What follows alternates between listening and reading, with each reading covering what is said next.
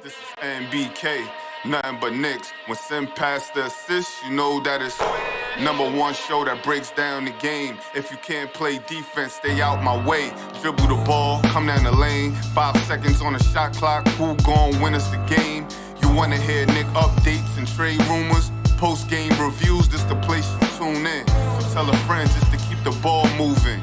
Like the page if you feeling the movement. Every game we coming to win. Give us a sub like a player that came off the bench. This is NBK, nothing but Knicks.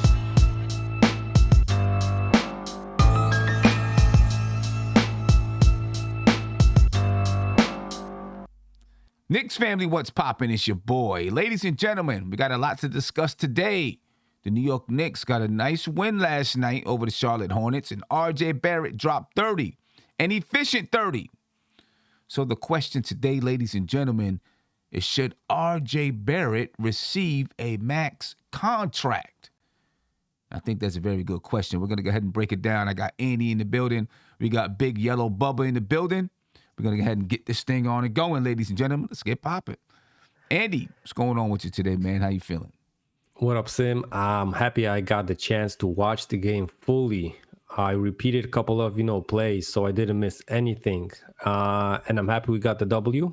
Yeah. Let's get the bike to Bubba. Yeah, let's get it. Big Bubba, what's going on, man? The big yellow bus. Oh, the big thank you. Glad you didn't say the small one. No, what's going on, Andy? What's going on, Sim? Feeling good, man. The Knicks won. Great game last night. Probably one of the best games we saw all season. Of course, RJ did what he did. Superstar in the making. Obi, I asked for Obi to have a game. Obi gave us the game. Everybody played great. It was really almost a perfect game from start to finish. It was a good game. One of the best games of the season from start to finish, because we've seen the Knicks throughout the season come out and have really good starts, right? Where they played really good offense, played really good defense, and then somehow, some way it wanes. I still think the offense waned a little bit throughout the game in the way that they played, compared to the first quarter. But that's going to happen. They pulled out the win last night, but we'll get to that. I want to talk about RJ Barrett, though, because RJ Barrett had 30 points, 3 rebounds, 3 assists last night. He shot efficiently from the field, and he shot efficiently from the three-point line, and he shot efficiently from the free throw line. So after having a 30-point game against Atlanta, where he didn't really shoot well from the field or the free throw line, he came back, had a great game from both. So I want to ask you two, looking at what RJ has done from the end of the All-Star break to now, do you think RJ deserves a max contract extension? So let's break this down. Okay, RJ Barrett, since the All-Star break, has been averaging 26.5 points per game, 6.4 rebounds per game, 3.9 assists, 41.3% from the field, shooting 34.1% from the three-point line, and 74.4% from the free throw line. That's RJ Barrett since the All-Star break. Now, his contract extension would be 5 years, $181 million. The Knicks would need to sign RJ to a contract extension by October 2022, or he becomes a restricted free agent in 2023. So, fellas, I want to know what you guys think. Should RJ Barrett get a contract, get a maximum contract extension? Andy, your thoughts? Listen, I can't even read that, Big Bubba. Can't even read that. So I don't know what you're doing. You got to use a Sharpie. Come on, man. Anyway, go ahead. Go ahead, Andy. Listen, Sim, I got a T-shirt with dollar bills on it, even. And I didn't know what's going to be the topic, bro. So I think the Knicks are going to pay RJ Barrett. If I was the GM, I would probably pay RJ Barrett. And I say probably because, well, listen, we got till October, right? I understand that the last 9 games that we have, it's not going to show us stuff that we didn't know about RJ Barrett. He is, developing each year that he has been in the NBA. He's improving, his shots, his drives. He's improving basically in every category. So for me, I think you got to pay RJ Barrett. Is he a perfect player? Probably not. Not yet. Let's say that way. And I'm not expecting, a rookie to be a perfect player. But Sim, and just for the thing, the Knicks didn't extend a rookie for I don't know how much. Like I don't know if it's Charlie Ward, Bill Cartwright. I don't know who was the last rookie. Charlie Ward. Yeah. Ward. So listen, I think just for the sake of breaking the curse, whatever. So just do it, man. Just do it. Woo, I don't know, Big Bubba, your thoughts, man. Man, just say what you got to say, man. Come on, you can't spell that good. Give that man his chicken and dip. Pay that man. Are you kidding me? And Sim, there's no question, there's no doubt in my mind. You have to pay Rowan Alexander Barrett Jr. Pay that man. There's no question. Are you kidding me? This shouldn't even be debate. What are we talking about? This shouldn't be a debate. Show's over. Pay that man. Give him that chicken. I kind of have a little bit of a different thought process behind it. It's just me. You know what I mean? It's always got to be that one it's person. It's just me. Hey, sometimes it has to be the diplomatic one. You know what I mean? It has to be the businessman sometimes. Right? I love RJ. I love everything that he's doing. No. Ain't no here, no nothing. Listen. And I think he does deserve, I think he will deserve 5 years, $181 million. But I'm also not sure the Knicks should give it to him right now. I think maybe, I'm not sure. I don't know. I don't know if they should give it to him right now. I want to see him do this for an entire year. Let's put it like that. Right? Because he's done it for half the season, a little bit more than half the season. But I would like to see what he does next year.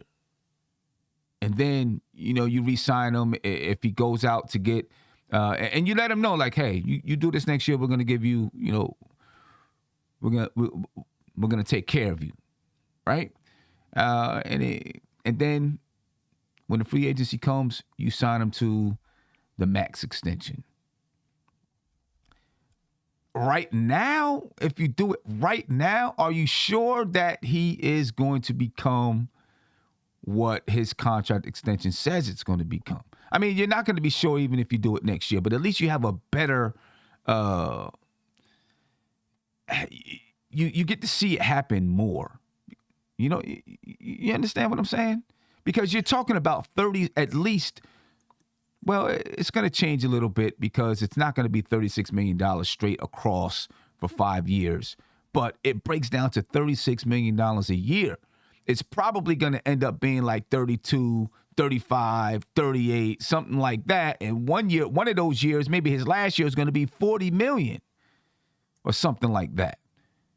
If you break it up in that way, in increments where he gets paid more each season. So I'm still, that's kind of where I am right now. I guess I'd like to see him continue to do this for the remainder of this season. And then I'll probably I'll reevaluate. I'll reevaluate then. So I understand what you're saying. I do. And I respect what you're saying. But I don't think you can do that. I don't think you should play around with RJ. I really don't. I think you should just lock it up. We should just get it over with. Because to me, I do see the philosophy sounds good, but to me, this is more delicate of just some more, how can I say it? Because I hate using the word optics and using that, you have to look around the league. But things like this do matter. Right, but he wouldn't really have to look around the league. The Knicks could just say, hey, all right, it's the end of the season. Boom, we got you. We're going to give you the max contract. And he doesn't have to go anywhere. No, but I'm saying, what if RJ feels like there's a hesitation? You know what I'm saying? I don't want RJ to ever think that there's a hesitation of who we think he is or prove it to me. Because, I mean, for example, right, I'm just using an example. I feel like, for example, the Miami Heat, they're going to pay Tyler Hero. They're going to pay him. How do you know? They're going to pay him. How do you know? They're going to pay him the max? I think they're going to pay him the max. They're going to pay him the max? You don't know that. You don't know what they're thinking of what they're going to do. So you can't just say they're going to pay him for sure. You don't know. But again, though, I just think there should be no hesitation because I feel like each year RJ gets better. RJ, we always ask him to do something. He always does it. Mm-hmm. He's been pretty much a true perfect media person for the most part. There's no drama with RJ. There's no, when he's on the podium, he answers all the questions. He doesn't hesitate. He says, I suck. I got to get better. He takes full responsibility. And this kid's only 21. To me, that's a no-brainer. To me, you lock up he's going to be 22 years old. You lock him up. This kid is becoming a two-way star. Do you lock him up at the max? Yes. That's the question. Yes, you give him the max. If the extension, if you're talking about an extension, he says, you know what, I'm willing to go a little bit less if you sign me right now. I think that's a different story for me. At the max, I want to see more proof in the pudding. That's me. I want to see more proof in the pudding, especially when he's a restricted free agent and you can match anything. But I understand. It's not like he can go someplace else. You can match anything. No, Sim. Okay, I understand that. But nowadays, Sim, that don't even matter no more because these guys. Ben Simmons had 4 years left on his deal and still demanded a trade and got traded. James Harden had years on it. So to me, that notion that he can't go nowhere. That's true, but it's not true at the same time. It's true. But I'm not saying RJ's going to do that. If you give him the extension now, he can do the same exact thing. It's neither here nor there. No, he can do the same exact thing. I understand. I just don't want there to be no doubt for RJ through this organization that we don't want him or that he has to prove something that I feel like he's going to already prove. But that's the thing. He has not already proved it. There's a lot of players that you say, oh, he's going to do it, and then they don't. That's the reason why I have reservations about giving it to him right now. It's not about do I want to give him. I want to keep him and lock him up. Yes, I do. But I also want to see him produce these numbers that you see on your screen for an entire season. And I want to see it at a better efficiency rate. That's me. Yeah, and Sim, if my math is correct, his contract extension the first year would be like around 31 million, right? So if that, contract kicked in, he would probably be the highest player on the Knicks roster. And that carries also a burden. Listen, Randall was the best player last season. And if he fell off heaven overnight. So listen, New York is such a, not comfortable situation. If you have a bad stride, that might go south really fast. And I think it's not like they're going to ask RJ if he is ready because his bank account is going to accept that check and it's not going to be a problem for that. That's what I'm saying. And I think he would get it and cash it in. It's not like, oh, listen, I have 10 band games. I'm not going to, cash in this check. Just give me a smaller one. He's going to take that money. But at the same time, he has to know that there's way more responsibility being the highest paid player on your team than being the second guy, the third guy, or the guy on a rookie scale contract which listen, there's many of people that speak up, the podcasters, the streamers, right? And they say that they're still not judging RJ now compared to a Fournier, to a Randall, because he's still young. That's one thing. He's still not getting the same amount of money as those guys. Right. So that's going to all go away. There's not going to be any more sugarcoating, safe, pass of a season, whatever, honeymoon period. That's all out of the window. And Andy, you know what's even, I don't want to say worse is the only way that I can say it.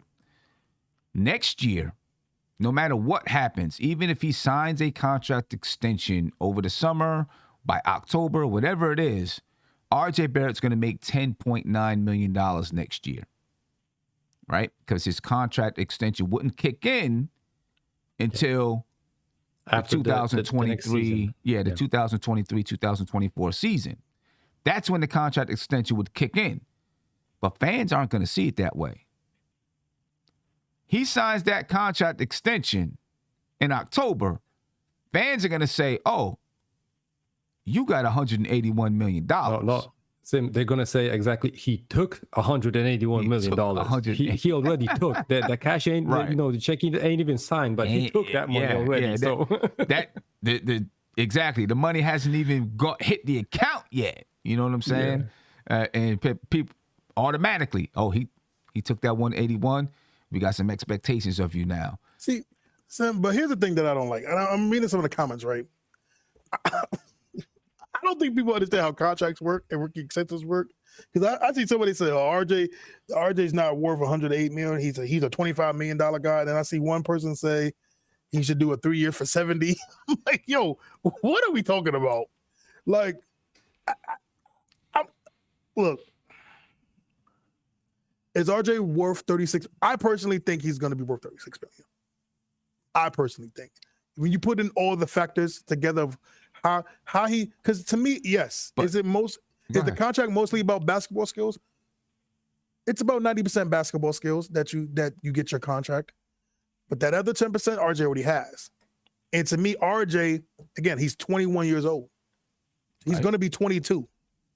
So I'm even going to say 21. He's going to be 22 years old. You lock this guy up, you're going to have him entering his prime. He's not even going to by the time this contract is rookie extension is over, he's going to be in his prime. Right. That's the crazy part about it. But here's the thing. This is all about businesses, and it's all about the mind of the front office and the way that they want to operate. Okay, if you're paying him less, then you say, okay, we're paying him less because we expect that he is going to be worth $36 million a year, but we're only paying him $30 million a year, $28 million a year, whatever it is.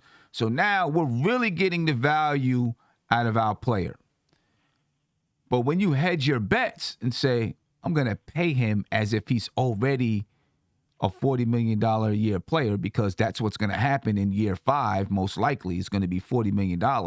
I'm going to pay him like that already. Now you're hedging your bets because you're putting that money out there without any proof that he's actually going to be there and hoping that he's going to get there. You know what I'm saying? So now the only way he reaches that value is if he gets there. You know what I'm saying? Well, when you pay someone a little bit less, and I'm not saying he's not worth it, if you're able to get that contract extension for less money and you're hoping that he gets there, then, he can, all of a sudden, he outplays the value. Or you can go a little bit shorter on the contract. It does not have to be the full 5 years. You can go a little bit shorter because you still feel like he's unproven. You can go 2 years with a player option in the 3rd year or something like that, where you give him, maybe what he's looking for. So maybe you say, okay, since we're going short, we'll give you $33 million a year since we're going short. You know what I'm saying? And you get a little bit of a bump on that player option. Or you can opt out with that player option. You know what I'm saying? Because you think you're worth more, you can opt out and force us to have to sign you to an even bigger contract. That's going to now be over $200 million a year. I mean, not a year, over $200 million altogether. You know what I'm saying? So there are different ways that you can work it so that, both parties are happy, I think. Andy, go ahead. Yes, just going back to what Isaiah was saying, that, if a contract extension is like 90% basketball, 10% off the court skills and whatever approaches, right? I totally agree with that. I think he hasn't even made Knicks fans, Knicks community, Knicks Twitter, whatever you want to call it, even a minor bad, blow, whatever you want to call it. He is basically a perfect child, right? Outside of basketball. So like Isaiah said, there's not going to be any rumors, crazy stuff. And that's really important as we see it, with our current, biggest star. So that's one thing. But going back to what you were saying, Sim, I think if we don't want to give him the max money, there's also a way to negotiate it. There's plenty of perks for a player to have in his contract just to lower the value of the certain number, right? He can have incentives like if you play, a certain amount of games, you're going to get a bonus. If you make an all-star team, you're going to get a bonus. If the team, gets to the playoffs, you're going to get a bonus. And I think, you can get the money like 5 years, 160 million. That's going to be like 21 million less. But he can get, those 21 million if he makes those all-star teams, all defensive teams, all NBA teams, and those whole perks that he's just basically going to, get if he plays well. And that's, also something for him to consider. He can get a no trade clause. If he so badly wants to be a Knick, he can get a trade kicker. So he can basically pick his destination of the next, of his career if he doesn't like New York anymore in like 2-3 seasons, right? Right. So, and for me, no trade clause is so powerful that it's basically worth. It's like that, get out of jail free card, right? In Monopoly. It's like if you have it, you're basically, it's like a couple of million off a year of a contract for me. Because, if, stuff doesn't pan out, and it might not pan out in the New York market, you just basically can ask for a trade and get dealt to the place that you pick and choose. So I think there's certainly a total list of things that a player might wish to have in his contract by just, getting the max number a little bit lower on the club side, right? So, and I think, he should think about it. Every player does. So I think that would be a more fair deal. Just don't sign him straight up for the max contract, whatever happens, whenever, right? So that will be more fair for both sides, I think. Let's see what some callers think about this. Oh, God. Caller, you're live. Tell me your name and where you're from, please. Hey, what's up, fellas? What's going on with you, man? My name is Dion. I'm in North Carolina. All right. How you doing, Dion? Talk to me, man. I feel you. I don't think that we should give him the max contract. I think we should max him, we should give him the extension. But I feel like 5 years, 150 million. 181 million. No, I'm saying if they gave him 150 for 5 years. Okay. I got you. I think that would balance out for both parties. He still gets it because, you have all these people saying, give him the max, give him the max. They're the same people that were saying give Randall the max, and now they're saying fire Randall. So we gotta make sure that this is going to be consistent. And then after his max rookie extension, then he could get his super max. Right. If he earns it. And then, they could have kickers like he was saying, trade exceptions and everything. But I also think that Randall, is an example, but RJ is smart too. So I think that he'd be willing to take 5 years, 150, so that he's not choking the team either, so he could get more help. So, I think that, to me, the 150, I think it would work better. It would also probably ease the mind of people that he didn't take the full max, and it'll alleviate his pressure as well with the media. Okay. All right. Understand what you're saying there. And the only thing I'll say is this. I'm a big proponent of players going ahead and getting their money, man. If you can get your money, if the Knicks are going to give him 5 years, 181 million, I'm not putting it on RJ to take less money so that the Knicks can find ways to get players. That's not what. If I'm an agent, if I'm an agent, I'm not telling my player that. If I'm an agent, I'm like, get your money, because you could pop a knee, you could do whatever. The relationship can go bad with the team. You understand what I'm saying? And now, they're ready to discard you. So I'm telling the player, and I'm thinking on two sides of the coin right now, right? If I'm the agent, I'm telling the player, if you can get 5 years, 181, we're taking it. If I'm Leon Rose, I'm like, I want to see more before I give him 5 years, 181.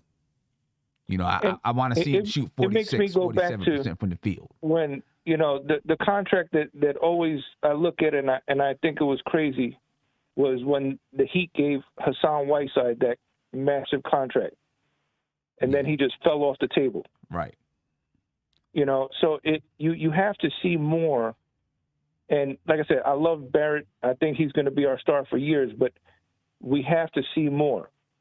Again, everybody was screaming, at the end of last year, give Randall the max, give Randall the max.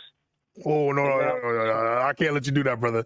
I don't think nobody was screaming Randall get the max. Actually, there were people. And Randall's max is nowhere near this. So no.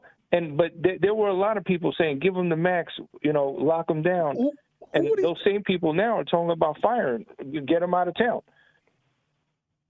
I don't know not that many people that was saying give him the max. Because his max extension was not $30 million. Like he took, no. You know what I'm saying? His ability. See, this was the thing. This is what you got to understand, Isaiah. With Julius Randle, it was either he could sign an extension early, and his max extension is what he received. He could sign an extension early, or he could go to free agency, and if he went to free agency, he could possibly make $200 million over the life of his contract, all right, and which would have been, a lot of money. You know what I'm saying? But he signed it early, and that's the reason why he doesn't make $30 million until the last year of his contract. You understand? But that was the max extension that he could sign. So people say he left money on the table because he didn't go to free agency. So, that's what it is there. But Cole, I appreciate your time, man. What's your name again? Dion. Dion. D. All right, appreciate you, man. No, D. Yeah, D. Dan, it don't matter. Yeah, appreciate you, bro. What are you saying, Isaiah? So, this is my thing, right? Again, I'm just reading some of the comments because I'm like, throughout this whole time, everybody like RJ Barrett this, RJ Barrett that. Now we acting like we the ones paying them. The thing is just being. It's not about that. It's about being. It's about trying to be smart. It's about trying to be smart because if you pay him 5 years, 181, you're paying him as if he's already arrived. In my opinion. But that's not always the case, though, Sam. Because I remember, I swear to God, I remember when Jalen Brown got his extension. Do you know how many people were, Jalen Brown hasn't done nothing yet. Jalen Brown didn't do this. Jalen Brown didn't do that. Now everybody and you also got Michael Porter Jr. You also got Michael Porter Jr. who got an extension. Hold on, but here's you want to know what the difference is, though, Sam? You want to know the difference is? Here's the difference. Michael Porter Jr. has publicly known back issues, back problems, injury problems. Okay, but they still gave him his extension based on his play. And they gave him all this money, and now he's not playing this year. You know what I'm saying? So but hold up. You knew that was going to happen. You didn't. But listen, you mentioned Jaylen Brown, and I mentioned another guy on the opposite side of the coin, which is the reason why I'm saying be cautious. Of course, because he could be Brown, but he could also not pan out.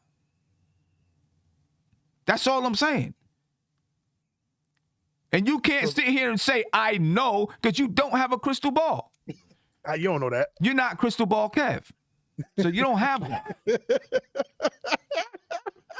Let me get to this caller. Call you live. Tell me anything where you from. Oh, it's Kareem. Kareem, what's going on, man? Oh, no. Hey, what's up, Sam? How's it going, man? How's it going, Pat? I'm chilling, man. I'm feeling good. Yeah, man. I like to shed some light on something. So I don't know if people saw the chat that we had on Twitter where we spoke about, and I made the point, and this is what people find it a hard thing. It's a hard task for people to do, right? Mm-hmm. Separate your likes and dislikes for someone and argue from an objective standpoint. It's a hard. That's a hard thing. We struggle with that as people, as Knicks fans especially. So yes, and it's like because I heard Isaiah say, we act like we paying him. So by that logic, let's not have the conversation at all. Like that's like you just trying to kill the argument. We're being asked, should we pay him or not pay him? That's what we're being asked. So, so I would honestly say there's like several components here. Okay. So you got performance. Of course, we spoke about that. He is getting better every year, and I like that. He is. Only thing I would like to see him get up more is his free throw percentage and his be more consistent from three, because there's games where he struggles from three, but he's a great finisher in the paint. He's gotten better defensively, and of course, like Andy was saying, what was he saying? Like the beloved child. Like I don't know if that's what he said exactly, but he has not done anything to tarnish his image. Right. Then you have this component. You want to attract free agents, so you have a PR optic component too. So remember, who was the last first-round pick we extended? Charlie Ward, if I'm not mistaken. Charlie Ward. Frank was so you close want though. to attract people, they may have to consider that as well, like taking care of your homegrown pups. But I would say, honestly, man, this is kind of a tough decision. It's tough because you want to see if he's consistent. Mm-hmm. But I'll be honest with you, those since the All-Star break numbers, if they was the entire year, hell yeah. If there was, yeah, that'd be a no-brainer. Like, throw him in the hand, give it to him. I know. But yeah, it's that's the only thing that makes it tough, in my opinion. Yeah. Like, it wasn't through, for the, entire duration of the season. Right. That it makes it tough, man. And, that's why, I mean, the good thing is they have until October. They'll see him the rest of this season, and then they'll be able to start talking and negotiating during the off season. You know what I mean? And yes. Yeah. We'll see. But hey, Kareem, so from an optic standpoint, real quick, son, I would say honestly, give it to him. Okay. Give it to him. Kareem. I like this kid, man. I like his composure. I like that he gets better. I like that he's working. And, I would say give it to him. And then, of course, I don't think he's going to be a person that's going to get the money and stop working. RJ Barrett's not that type of person, in my opinion. So I think he will continue to get better. But off season, bro, because look, he even worked on his right and got good at it real quick. Now he can finish with his right hand. So, this dude gets, exponentially better every year and, in different aspects of his game. So I would say, this your homegrown pup, give it to him. Okay. All right. Kareem, appreciate you, man. Let me get to another phone call here. And let me do some super chats first. And then we'll get to some more phone calls. First, let me get to AU Montan. And if you want to figure out a way to run off your favorite son, this is the way to do it. He said, I'm locking Cam up. Oh, he said, I'm locking Cam up too. Never mind. I was about to come at AU, but I didn't read it right. Thank you for the super chat. He said, I'm locking Cam up too. 5 years, $75 million. I'm not locking Cam up for 5 years. First of all, he's not taking that anyway. I mean, that's $15 million a year. 5 years, $75 million. It's $15 million a year. He's not taking that. He's not going that long. Not at $15 million a year. He's not going that long. You know what I mean? He's probably, listen, the Knicks want to see what else Cam can do as well, because the Knicks haven't seen much of him at all. Justin Alba, thank you for the super chat. He said, y'all love RJ Barrett until it's time for him to get paid. He's literally our best prospect since Patrick Ewing. If I was the Knicks, I would do 5 years, 170. But we're saying the same as SGA. But we're asking, do you do 5 years, 181, the max? So you're saying you're going to give him less than the max. That's what the question is. So nobody said we didn't want to pay him. If you listen, I was saying You know, if he's going to do something that's less than the max, then I'd lock him up. But am I giving him the entire max? That was the question. 5 years, 170? You know, depending on how that breaks up, might do it.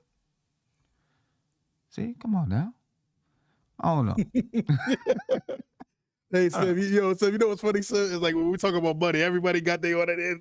It's like when you go out to eat with your friends and the check come, everybody starts scrambling. Everybody take too long to get. I'm like, oh, so well, the last time, no. Listen, the last time that we went out and Big Bubba was with us, he rolled out way before the check came.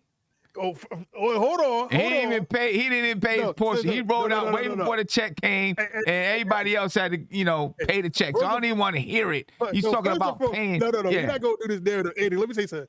Last time I was down there, I made sure, Sim, you good? You want anything? I got it. He's like, you sure? I said, yo, you family. I'm going to take care of you. Yo, it's on the black card. Whatever you want, baby. Whatever you need. Sim, stop telling me. Anyway, let me get to the caller, man. The caller don't want to hear all this. You got the yellow card. Anyway, caller, you're live. Tell me your name and where you're from, please. Oh, he got a black card, huh? Okay, cool. Hey, whatever you want, baby. I got you, man. Nah, what you need? This is Dom's and Knicks. I was just trying to call in about the topic. Yes, sir. Dons, what's going on, man? Appreciate you. Man, listen, you got to give RJ his money. Don't play around with RJ money. I'm trying to tell him, big bro. This is the thing. I would negotiate like any businessman would. Mm-hmm. Negotiate, see what you can get. But if his agent is steadfast on that max, you got to give him the max.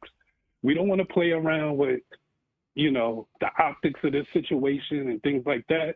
Just give him his money, man. And you're going to have to gamble anyway. This is how the game goes. True. True. I'm not mad at your position, but you will have to gamble at some point. And I think RJ's a good person to gamble on. I agree. Now, would you give it to him in October, or would you wait for another season and then give it to him when he's a free agent? Because you're going to pay him $10 million next year anyway. I'm gauging. This is the thing. I'm gauging how his agent is. If his agent is steadfast and they not paying, I'm giving him the money, right? But if it's a situation where RJ's like, maybe I'll take less, then I'll go with it. But if not, I'm not playing with him. I'm giving him his money. Okay. And the thing is, if you do that and you piss them off, they don't have to be unrestricted and stay. They could decline that qualifying offer and go into free agency that following year, and then you're done. So that's what KP was going to do. And they could do that. They could do that. I mean, but as long as the Knicks give the qualifying offer, he's going to be restricted. Even if they decline it, he'll be restricted. But if the Knicks could decline it. He could decline it in that following year. I think he'll make like $5 million, something like that. So what he could do, following year, he'll be a free agent. So what he could do is he could actually accept the qualifying offer, right? And then the following year, he'd be an unrestricted free agent. But if he declined the qualifying offer, which is like $14 million, if he declined it, then he would go to restricted free agency in 2023. So I do get what you're saying there. Like if he said, you know what, I'm just going to take it and play for another $14 million. And then it's just not worth the gamble. It's just I understand not that. worth it. I know we try to penny pinch as Knicks fans. We want to get everybody on a great deal and do all of this stuff. But you know what? The NBA really doesn't work like that. A lot of times you're going to overpay, especially for the Knicks. Especially for the Knicks. To get players that they really want and want to, really want to change this thing and turn it around, we're going to have to pay that money. Yeah. But see, I'm not even trying to penny pinch. I just want to be sure that this is what we're going to be getting from him. Oh, and I respect that. I definitely respect that. It makes a lot of sense. It's just the other things that come in that's involved with that making sure. Is making sure as important as running a risk as losing him? I mean, that's a good question. That's a good question. It's a really good question. I'm not with that. I'd rather keep RJ. Just give him the money. It's not the end of the world. We're not talking injury because that can happen to anybody. But if he just stays the way he is right now, he got us on a few million. Okay. I mean, you know, it's nothing you really could do. You know what I mean? It's a especially if the agent is steadfast. Steadfast. It's You a don't wanna tough, play around precarious. like It's a precarious situation. It's a tough situation. It is. It definitely You know what I'm saying? It really is a tough situation because you just like if RJ had been doing, you know, let's say he averaged 20 and then 22, and then now he's averaging 26.5 after the All-Star break. You're like, you know what? You know, let's let's make this happen. But yeah, what you're saying makes sense. Hey, listen, it's not. I'm not really opposed to what you're saying. I'm just saying, is it worth it? Is it worth it? You see what I mean? Like Right. it could turn things around in a bad way, and I don't really think it's really worth it, in my opinion. Okay. All right. Hey, my man, appreciate your time. Appreciate your call. I know there's some people that want to get in on Appreciate this you guys, topic, man. So appreciate it, man. Have a good one. Let me see. Let's get to another call. I know we got a lot of people that want to chime in on this one. Caller, you're live. Tell me your name and where you're from, please. My name's Chuck Norris from Yonkers, man. What's going on, What's fellas? going on, Chuck? How you feeling? How you feeling? I'm chilling, man. I'm feeling good. I'm feeling all right, man. I'm feeling better if the season was hitting, but it's whatever, man. You know? Yeah. It is what it is. I hear you Can't on that complain, one. man. I hear you on that one. What's your thoughts on this, man? You giving him the money My right thoughts? now by October, 5 years, 181? I'm giving him the money, man. Give the man the money. He's getting better every year. You know, the jump shot got better. The jump shot got wetter. You know, like he worked hard, but it's all good. You know, we got to get some people with him. So I definitely think he should get the money, man. 'Cause every year he get better. Once we get a real point guard, it's gonna be lit. You know. Okay. And once Julius stop acting like a little, you know, whatever you want to say, I don't know if it's a family show or not, but yeah, once Julius got his feelings, man, we be all right, you know. I like it. I like where we're going. We terrible. Yeah. It's a bad year, you know, but hey, It's we have bad. to get that man his money because he's doing his part. Okay. Everybody else ain't doing theirs, but he's doing his, man. Okay. All right. Well, we'll see if you So know I got you. I Julius. salute, man. I love that intro song too, man. Appreciate it. That my man Big up, Dio, man. fellas. Appreciate you, bro. Appreciate All it. right. Yes, sir. Appreciate it. Oh, I ain't mean to cut him off like that. Let me see. Let's get to another one. Let's see. We got a lot of people that want to chime in. A lot of people chime in, Big Bubba. My man, Mets, what's going on, man? What are we doing? We paying RJ? We paying him the max or not? I would say yes, but there's a bit of a trade-off. Uh-oh. That Talk to me. being, what do we do with Mitch? Do we keep him or do we get rid of him? The logical aspect would be if we pay RJ the max, we got to get rid of Mitch, especially considering how much of a glass cannon Mitch kind of is. Well, here's the thing, though. We don't have to. Remember, you don't have to pay RJ. If you give him the max, you're not paying him next year. You don't. That money doesn't kick in until the year after, right? So I'm saying if we keep Mitch for all the way into 23, at that point, and we pay RJ then, we have to get rid of Mitch at that point, wouldn't we? I don't think so. Not in 2023. Go ahead, Andy. Go ahead, Andy. Let Andy break it down. We wouldn't have to because we can extend Mitch this off season, so Right. his salary will be guaranteed for the next season. So we can sign Mitch, for example, for 4 years, and he's going to be, guaranteed for the next 4 years. Meanwhile, RJ's extension can go above the salary cap. Not to mention that it's going to, get higher, right? But so we can keep Mitch this off season and then just sign RJ this offseason or after next season to an extension, and they both stay. Now, in regards to the whole Fournier thing, breaking the record, I think it's a bit hollow because when you think about it, to me, Fournier's contract, 3 years, $72 or $78 million, that's almost as albatross as the Joakim Noah contract from 16-17. The only difference is Fournier's not a glass cannon like Noah was.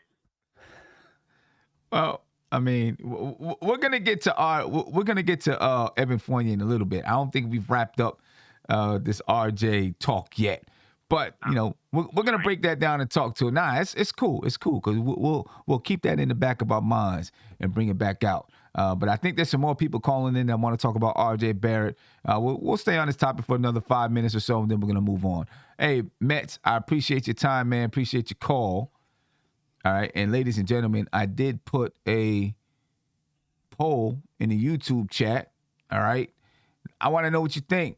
Are you giving RJ Barrett a max rookie contract? So far, 67% of those who voted said yes, 24% said no, and 9% say they are undecided.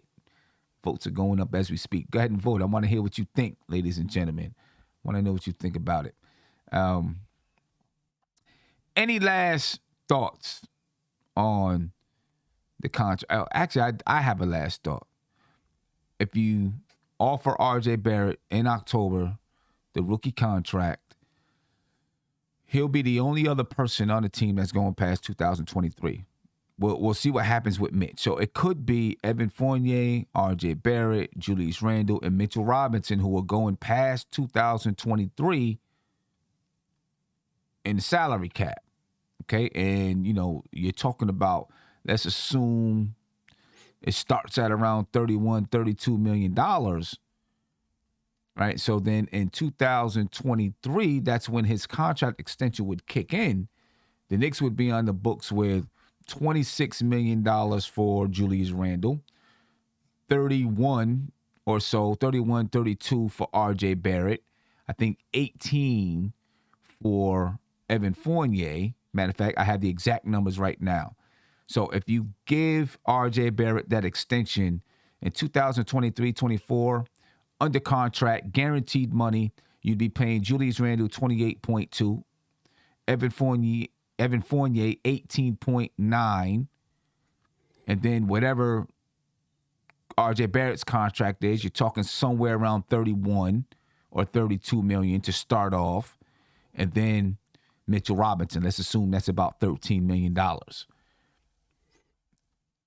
Andy, how do you feel about the Knicks being under contract in 2023-24 with those 4 players for that amount of money? And that adds up to, I tell you right now what that adds up to. And this is making some assumptions on RJ's money and Mitch's money. All right. That's about $91 million for those 4 players. And you're probably looking at having, at that point in time, another $30 to $40 million left to spend in free agency.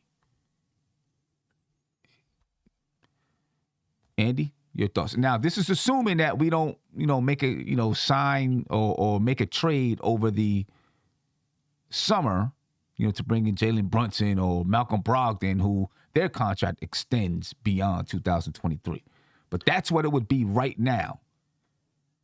Your thoughts? Yes, and I was going to say that probably you got to add a point guard around 20 couple of million to that roster. So it's going to be like 110. But what we got to realize that the salary cap is probably going to be around 150 almost in that year. Right.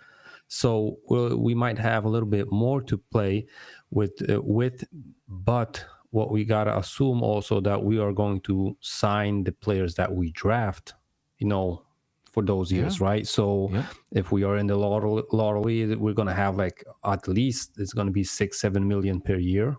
Depends how many first rounders we sign. So, it's going to be like 30 million, probably maybe 25 for like 3 rotation players, right? Assuming that we're going to have 2 rookies in the rotation or 2 sophomores.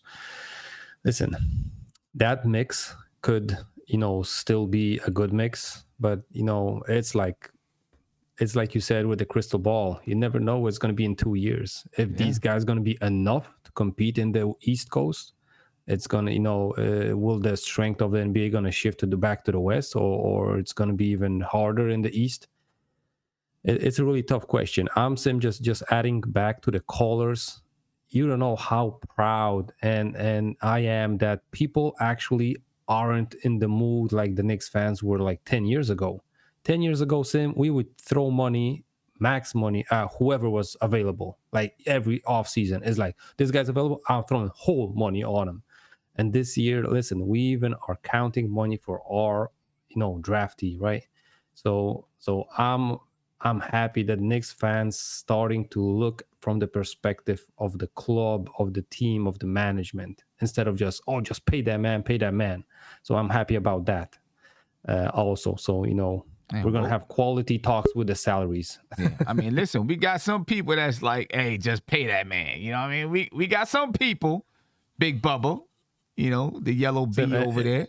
It might be 50-50, Sim. Yeah. If we add Cornerstone to the... It might be 50-50 if we add Cornerstone in the chat. Yeah. Crystal Ball Kev is on his way in. He heard Isaiah trying to take his moniker. Andy, it would have been just like this. Andy, he would have been like... But look... he would have been like, Sim, you have to pay that man. Listen, he's on the way in. Calm down. Hold on. Right now, in the poll... 74% say yes, 16% say no, 10% are undecided at the moment about RJ Barrett. We're going to let Cornerstone Kev, Crystal Ball Kev, whatever you want to call them, finish this topic off. Then we're going to move on to Evan Fournier. Kev, talk to us, my man. Are you giving him a max contract extension? Well, first off, greetings and salutations to you, Mr. Sim, you, Andy, and you. I'm not even going to dignify your name, Mr. Bubba. Name and title. Name and title. Name and title. Yeah, exactly. That's a no-brainer. Yeah, I'm giving him the money. He's our leader. That's how I'm looking at it. He's our leader. You giving him $36 million a year? Yes, sir. Okay. All right. I guess that answers it right there. $36 million a year. You got to do it in October. It'll be done. By October. You got to do it by October. If not, he becomes a restricted free agent in 2023 where you can match any offer. So you don't want to see him do this a little bit longer? No. Okay. All right. The reason why I say that is because I'm seeing RJ's getting better each year. Right. And he's only going to go butt up right now.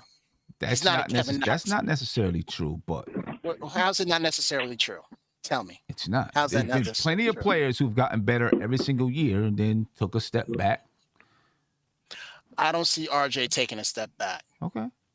I honestly do not. Okay. It's just something about him that exudes confidence, not only in the players, but in the fans themselves. I mean, fans fans realize what they have.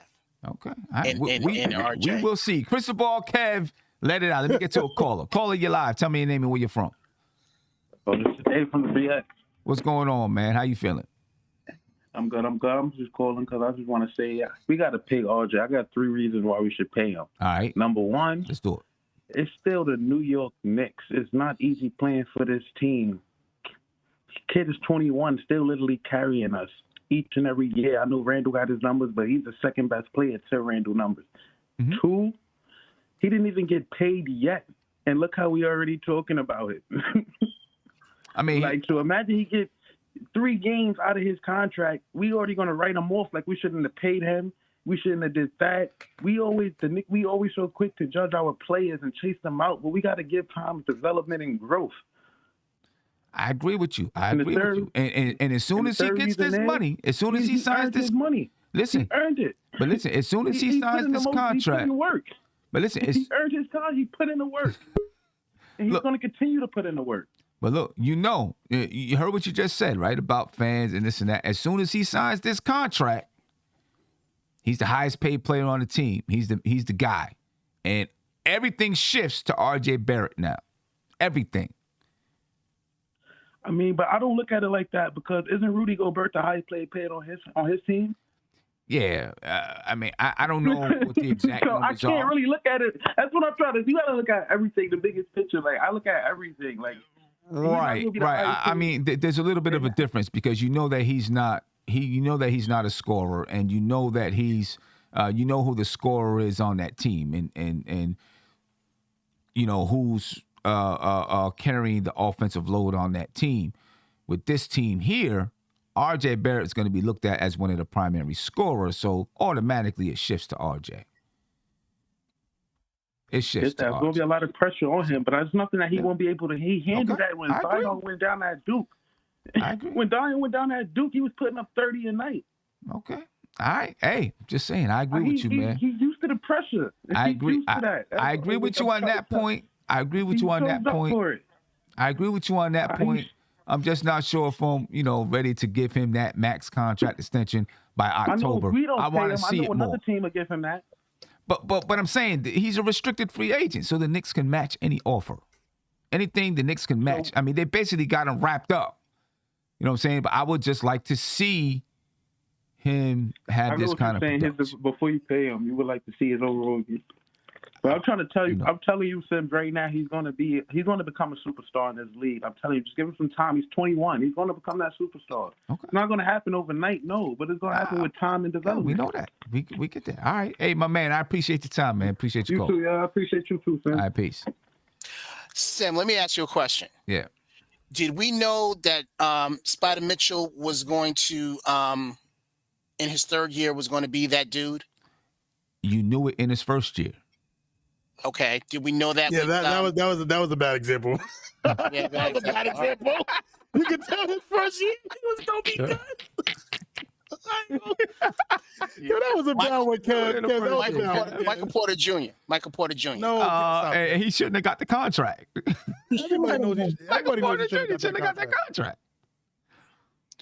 All I'm saying is that we have a dude who is not Kristaps Porzingis, who's not, any of these other bums that we had, who's not going. Why are you laughing, Zay? What am I saying wrong? What am I saying wrong? I'm listening, bro. I'm asking. I'll give you the Spider Mitchell one. I'll give you that one. But what I'm saying is, we have a guy. We have a stud. We have a star on our team. Oh yes, he is, Mark. Oh yes, he is. Go ahead. Let him finish. Go ahead. One at a time. Let him finish. Yes, he is a star.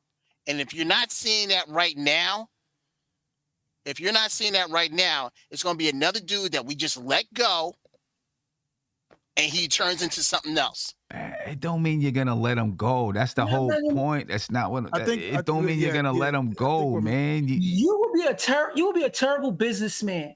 Oh please, you talking? You listen, talking? bro. Really? Did you see his shooting splits? When I looked at 5 years, 181, his shooting splits alone says no. Yeah, this he's below 45%. This is the professional right here. Hold on. We have a whole nother year and a half. If the dude was like super impactful, no doubt about it. Like if he came out gangbusters like John Moran, became an all-star this year, you'd be like, no doubt about it. He hasn't reached those levels yet. And let's also remember John Moran didn't have a Randall on his team either. Okay. Bro, he's the force of that team and what they do, bro. Whatever. Moran didn't have a job, and I'm gonna say it again. Let him finish, Kev. Okay. Let him finish. Give him 181. A guy that shoot below 45%. That is nuts. And to give it to him in October, you know what? I would do what the Suns is doing to Ayton. Let him play it out. Let me see if you're really for real. The same thing with Randall. We should have did that last year. Let him play it out. Listen, we can match RJ. We can match any other deal that if someone's going to give it to him. We have time with him. Why are we rushing to give him 181 is what Klay Thompson's getting paid. And he's not even on that level. Be careful. I said this about RJ. He's really good. But he ain't all-star level yet. Not there yet. I think he's good, but he's not there yet. So and you to give him that over feelings, chill out. So you think if Randall wasn't on this team, you don't think he'd have been all-star? No, because his team wouldn't be as good. Whatever. It wouldn't. It wouldn't be as good. You guys are selling him too No. short. Kev. You guys are selling him too short. Kev, listen. You may not like the way Randall plays, but he helped the Knicks be better than they would if he's not there. You know what I'm saying? And RJ, now everything is different now because now all the attention is on RJ. As a rookie. It would have been different. What hurt is if we get RJ 181, do you realize the eyes that will be on him every night? That will hurt. Listen, I think that would hurt his development more than anything to give him 181. Sim, would you? All right. Do you think he is as good as Jaren Jackson because he got 108, and most people think he should have got a little more? Is he as good as Jaren Jackson? I think at least right now. I think so. At least. So look at this. We let him play it out. Let's see if he comes in next year and gets his shooting splits up. I'm never, ever, ever, ever giving a player 181 with those type of shooting splits that don't have an offensive repertoire yet. Well, then you're cheap. You're cheap. It's not about being cheap, bro. You're cheap. It's about being logical of what you're doing. Cheap and you don't have no faith in your player. Bro, it's about how you spend your money. Trade him then? Then why don't we just trade him then? Oh my God. Okay. Hold on. Start over. Hold on. Let's stop right here. Hold on. Kev, do you not evaluate players? Yeah, I evaluate players. So you're not gonna pay Mitch either, are you? No. Yeah, I swear to God, so can I say something, man? This is why I love. This is why this is the best channel because it went for how much we gonna pay RJ to trade him. We don't trade him. Do we have a whole other year? Listen, look what Ayton's doing right now. He's proving himself. He's proving himself right now. Why we can't do that with RJ? And he's not even on Ayton's level. He's not even on Ayton's level. Ayton has Booker and Chris Paul and it all doesn't matter. It's just over there. It's what he does for that team, where it's very crucial. He's a defensive player and an offensive player. This is the 2010 guy, an efficient guy. He's way better than RJ. I'm sorry. Yeah, well, I will say this though, Mark. I will say this, and this one thing I do agree with. I do agree with Kev to a certain extent. Is that yes, DeAndre Ayton, since he's been in the league, he has played well even before Chris Paul. But I will say that we haven't seen him without Devin Booker, or we haven't seen him without Devin Booker. But that's again, Devin Booker draws. Them games that like Devin Booker was sick and he was playing, he looked exactly what he looks like. But we're talking about a few games. I'm talking about he's been he's been more consistent. Mark, I agree with you. But Mark, I agree with you that he's been consistent since he's been in the league. He's almost been a 20. If I'm not mistaken, he has been a 2010 guy throughout the whole. There's a track record, and you look at his shooting split. But I'm saying though, Mark, he's never not had Devin Booker though still with him. If you understand what I'm trying to say is that, and again, it's not.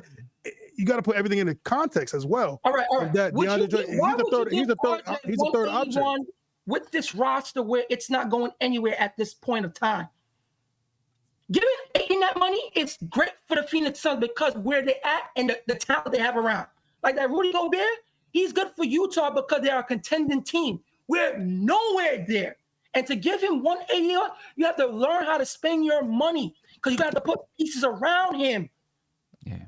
Hey, well, listen. Let's move on from RJ. Let's move on from RJ. Let's do that because 181 for me is I will cry. I will literally cry. All right. Let's move on from RJ. You know, it's starting to get spirited in here a little bit.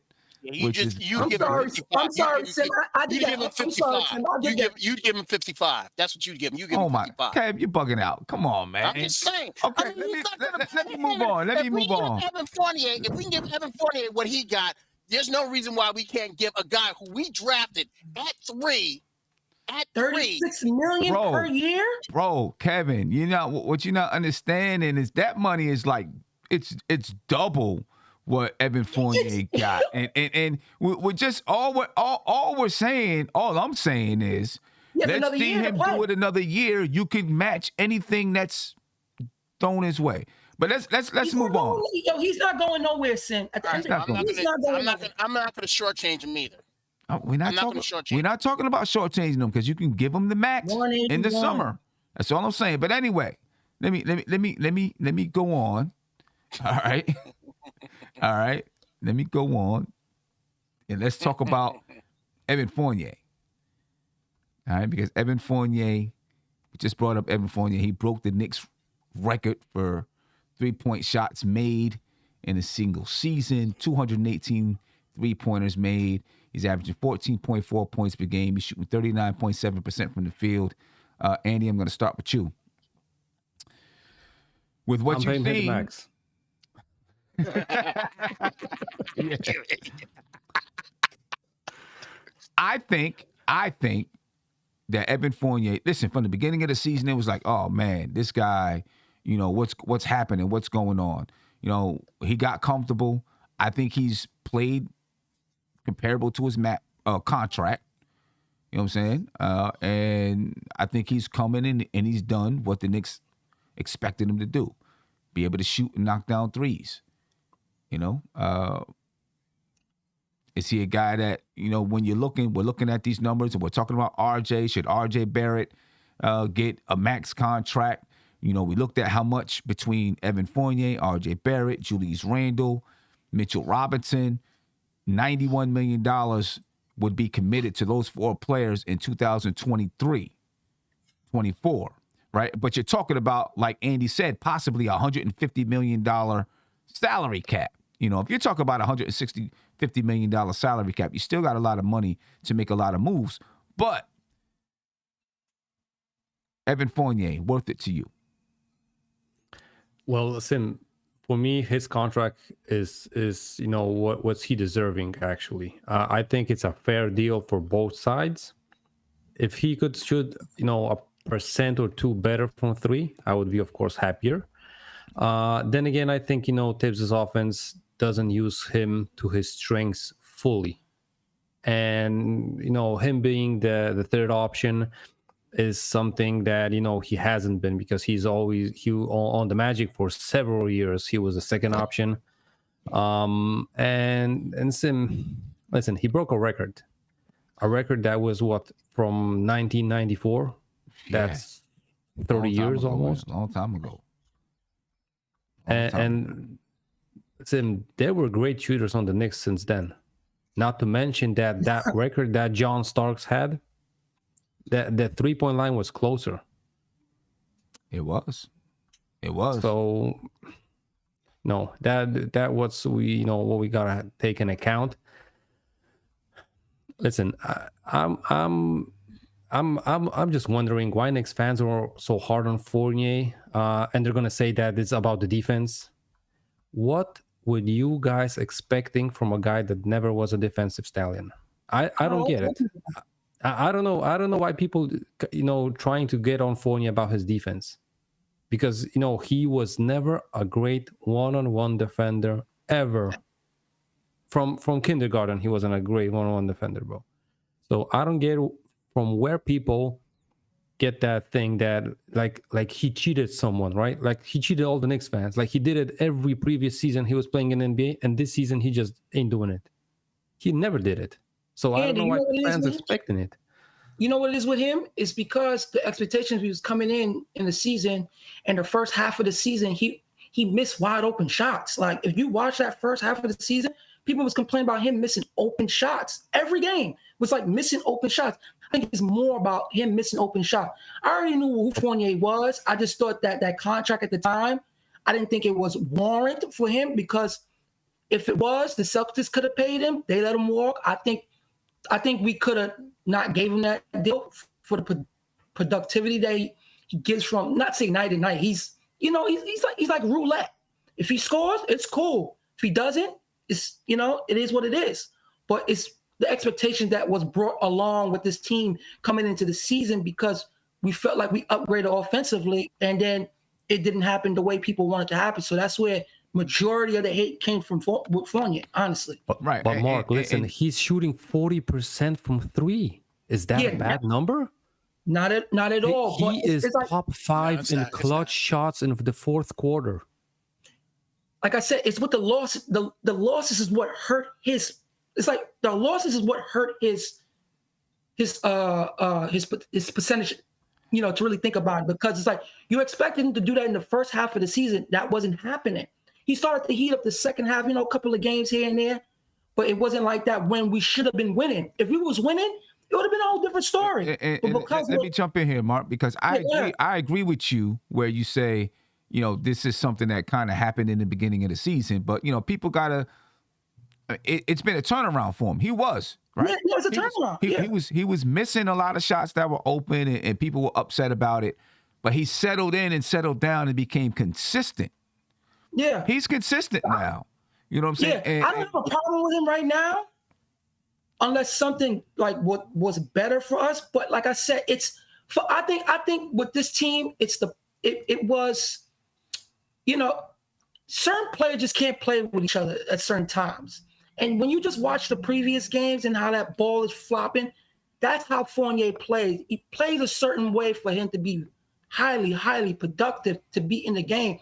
And I think sometimes we don't have the consistency throughout the whole year with running plays correctly and cutting and moving. It's a whole lot of stuff that with this season that should have happened, but it didn't. The discipline wasn't there. But and that's obviously not all on Fournier. And I know you're not saying that. It's not. It's not that.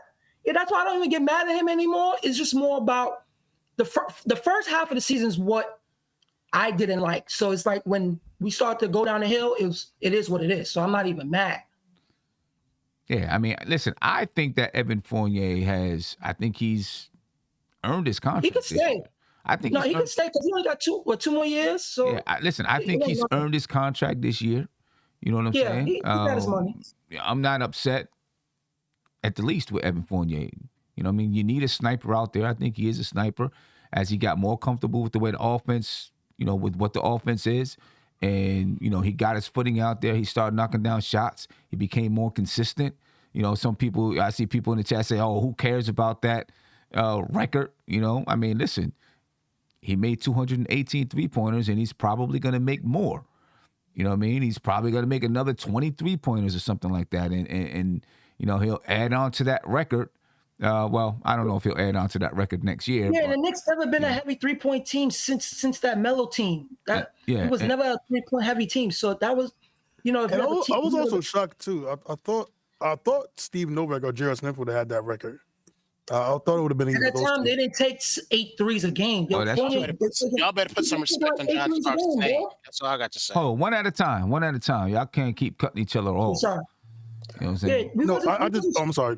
I'm sorry. Yeah, we wasn't shooting 8 threes a game like how they doing it now. So it's the more threes you shoot, the more you're gonna break a record. You know what's funny too, Mar? I think that year we did lead the league.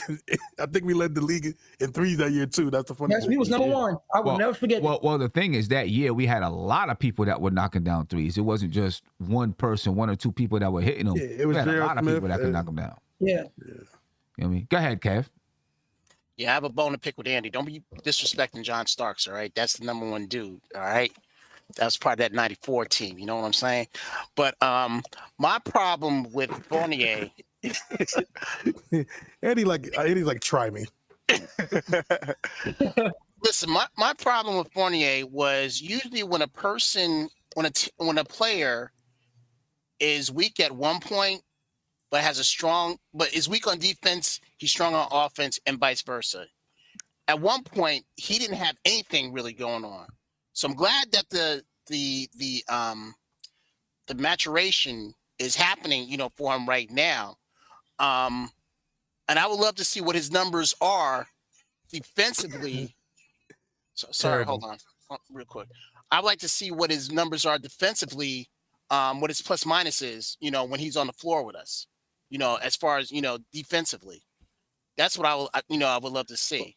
And quite frankly, going forward for next year, honestly, I would have him coming off the bench. Even with the contract that he has, I would have him coming off the bench. Because I want either Grimes or Cam Reddish in there. Kevin, I will say it's I wish it was in a conversation that me, Sim, and Andy were having earlier before the show.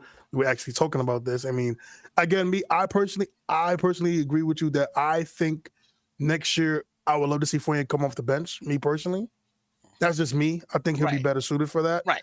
But again, I mean, Andy, Andy looking like I'm just ready to pounce on y'all. No, but I just think, for me, we all knew that Evan Fournier defense wasn't going to be good. We all knew that. Right. I think we all can accept that. I just feel like with this team that we don't have that much error, and I feel like we just don't have that much error. And then when they switch on him, sometimes it's almost like, and he tries. I'm not going to sit here and say he doesn't try. Like there's plays where I've seen him try more than Randall. And he has his games. Like he's a role player. He has his game, so you can't really be mad at a role player. You judge him on you judge him on how the season goings in the beginning. Like again, with Fournier, you can't really judge him and blame him all. But the first half is where the gripe comes from, because you would think that we would be a better offensive team. And again, he was missing wide open jump shots, but he turned it around in the half of the season, which, it don't really do me any justice because we're losing, and but it is what it is. But going into next year, things have to change from an offensive standpoint. When I mean the discipline is god awful, man. So again, I ask you the question: would you rather have either Cam Reddish or Grimes starting at that 2 over Fournier and having Fournier come off the bench? Cam isn't a 2 though. No, Cam is a 2, bro. Like Cam could play a 2 or a 3 or a 4, in my opinion. Yeah. Listen, I would start Cam because we have one more year left of him. And you traded a first-round pick to do what? To trade for a player and get rid of him again? Like, that makes no sense. Right. Was it really a first-round pick, though? It was a first-round pick. Yeah, it was a first-round pick. But doesn't it? If you're not going to use a set player, and he does things easily. He does. Listen, bro, that type of combo guard is what the Knicks desperately need from just getting to the rack easy at will, creating fouls. He just didn't get the consistency. I just believe if someone just sit there and just believe in him, I think his talent will show out. But the only problem haven't had time. But Mark, and I do agree with you, bro. The only problem is that we say this about Cam every year. They were saying this about the Hawks. And granted, I know his situation wasn't only best, but sometimes you gotta turn that lemonade into Kool-Aid. Hold on, Mark, real quick. Because I do agree with you, Mark. Because when he's out there with RJ Barrett, I kid you not, he looks better than Obi next to RJ Barrett and some of these guys. Not even he looks that. better. He fits the system. With him bro. in the Hawks situation, you gotta go look. He was injured most of the time. Kevin Huerter was coming. He was coming up and he got paid.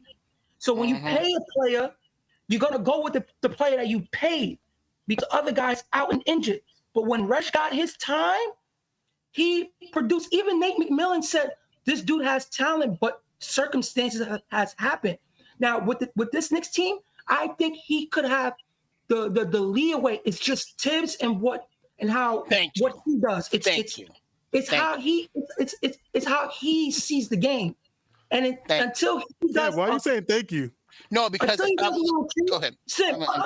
Until Tibbs do a little changing and believing in certain guys, which he ain't. Things aren't going to change with this team. But we gotta. But no, I'm not coming at you, Mark. But we gotta get away from this myth that he's not going to change. Go ahead. No, we gotta get away from this myth that players under Tom Thibodeau don't get better, or Thibodeau doesn't develop talent. Because the reason why I'm not saying that. I'm not saying that you're saying that, but I'm saying there's a myth that Tom Thibodeau, he doesn't do this with young players, and young players. Fam, you gotta listen to these players that play under him. We don't like it, but the method, it works. I mean, look at Jimmy Butler, look at D Rose, look at Joakim Noah. These guys have had all their best years under Tom Thibodeau. Again, RJ Barrett, which we're talking about right now, is the reason why we're having this conversation, because he's having a great year under Tom Thibodeau. Again, Quentin Grimes looks good under Tom Thibodeau. Emmanuel quickly looks good under Tom Thibodeau. This notion that he doesn't develop these guys is a lie. It's not about that. It's a decision making at times what people have a gripe with. Right. I mean, hold on. But I think it does go back to what Isaiah is saying, because you were saying, when Tom Thibodeau has a change in thought and who he plays. I mean, what Isaiah is saying is guys like RJ, Emmanuel quickly, hopefully Obi, you're going to see some development from Obi, Quentin Grimes. Like, these are young guys that have gotten better under Tom Thibodeau's watch. Oh, no doubt. Let's just say it like that. You know what I'm saying? So hopefully, hold up. So hopefully, Cam Reddish hasn't been there for a while. Yeah. I mean, he's only been with the Knicks he's only got to play a handful of basketball games. About a month and a half. You know what I'm saying? So, you got to get some time. When you get into training camp, I am one who believes that Tom Thibodeau puts out the players that he thinks are best. That's what I think. I know there are people who don't believe it because they think this guy's better. They think Miles McBride is the next superstar. No. You know what I'm saying? And he should be out there and all that kind of stuff. I do. I think Tom Thibodeau puts out the people who he thinks. I think every coach puts out the players who is going to help them win. You know, their job relies on it, bro. I think they put out the people who they think are going to help them win. It's not even that. It's not even that. Like when you watch some of the games, right? There'll be games where Burke played 35 minutes and he will give you donut and Tibbs will not pull him. Like I get that. Like, I get all of that. We get all of that. We understand all of that. It's things like that. And it's sometimes where it's like, listen, go with the fresher legs. Because at times when we look gas, there's times where we need younger legs to. No, I get that. But I'll finish it by saying this, and I want to. Then I didn't want to get to this phone call. My 37-minute legs are better than Kev's fresh legs. You dig what I'm saying? So if I've been playing 40 minutes, I can guarantee you that my legs are still better than Kev's fresh legs. And that's why some people still don't get off the bench. And I know Kev played for Union College and everything. Union County College. Union County College. Thanks. I know he did. I want to say, I want to say one quick thing, because this is a story that really stuck out with me, and this is what Kyle Korver said about Tom Thibodeau, and it kind of indicates who this guy is with development. So he said when he got to Chicago, Tom Thibodeau did not call him by his first name. He did not call him. He called him the player, because he was so bad defensively. Mind you, this is one of the best shooters in NBA history, and mind you, that was no spacing back then. He was so bad defensively that he would die. He would call him the player. He wouldn't look his way. He wouldn't do nothing. So he used to get down on himself a lot. And he said this story on, I think, JJ Redick's podcast. And he said that he went to Joakim Noah, he went to Lou Dang and those guys. He was like, yo, what do I need to do? He's like, you need to listen to the coach. You need to play defense. So I think, I forgot what, it was one of the games, and he had a great defensive possession. And that's when the first time Tom Thibodeau acknowledged him. So I say that story to say that, yo, this is what he wants. And he wants Cam Reddish to be great. He's 6'8". He's a wing. He can do it. He can go on the floor. Tom Thibodeau knows that. So I think what it is that Cam Reddish has to prove himself. That he has to prove himself with Tom Thibodeau. And again, his method has worked. Jimmy Butler, RJ Barrett, D Rose, all these guys. It's going to take time. And I know he wants Cam to play. He does. He wants Cam to play. Then why did he wait so long then? Oh, my God, Cam. Did you not listen to the story? Did you literally not listen to the story I just said? You don't. Yo, bro, you can't comprehend? You did not listen to the story I just said? I did listen to the story of what y'all So what's saying. the moral of the story, Kev? What's the moral of the story? What I'm saying is... No, Kev, what's the moral of the story that I just said that Kyle Korver just said? That you got to play defense. Is that the moral? Not just that, but you got to show him something that he feels you really need him out there on the floor. It takes time. Sometimes you're not just going to get a guy. How long has Cam Reddish been in the league? How long has Cam Reddish been in the league? 3 years. 3 years. 3 years. 3 years. This is his third season in the league, and he's been unproven so far. Okay, so two things. You don't think management went to Tibbs to say, we're thinking about bringing this guy in. Have you seen enough tape on him that you would want him on your He didn't want team? him. He's a wank. He didn't want him? Hold on. Wait a minute. Let's back that up for 1 second. Because, people put it out there that he didn't want him. I think it's more about he didn't want him because not that he didn't want him. It was like you're moving Kevin Knox, who is not playing, and now you're expecting me to put him into a rotation that I feel is already packed. I think it's more of that instead of saying I didn't want him because he's not a good basketball player. You know what I'm saying? It's kind of out there that he didn't want him because he wasn't a good basketball player, and that's not what it is. And I do think there was a conversation, Kev, where, they talked about Cam Reddish coming to the team, and I think the conversation was something like, okay, he's going to come to the team, but he may not play right now because we have such a glut at this position. And the front office is like, we're going to make some room so that he can play. And it's like, okay, he won't play till we make this room so that he can play. It just so happens that room never was made at the trade deadline.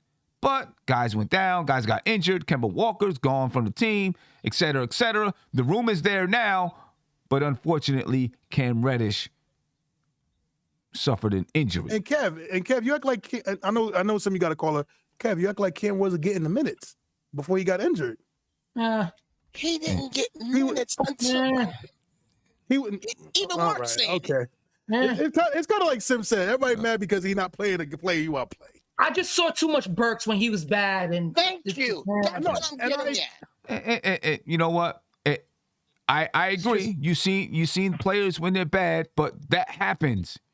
I really want to challenge everyone to just get behind the bench one day and coach, and then come back to me and talk about your decisions that you made and where you think. You know what my decision is when someone is bad. Anyway, just like when Obi's bad, you get off the floor. It's not always like that because sometimes it's not always like that. It's not always like that. Sometimes there are things that a player still brings that other guys don't. Everybody, hold on. No, I'm about to get to this caller. Everybody focuses on the shooting. It's not always about that. I'm sorry. Caller, you're live. Tell me your name and where you're from. Yo, what's going on, Knicks fan? My name's Eddie. I'm from Poughkeepsie. What's going on, Eddie? Got a lot of people. Man. I got a lot of people in Poughkeepsie. Yeah, the language. With RJ, I think it's essential to give that man his contract, pay that man his money. As fans, we're not always able to be objective.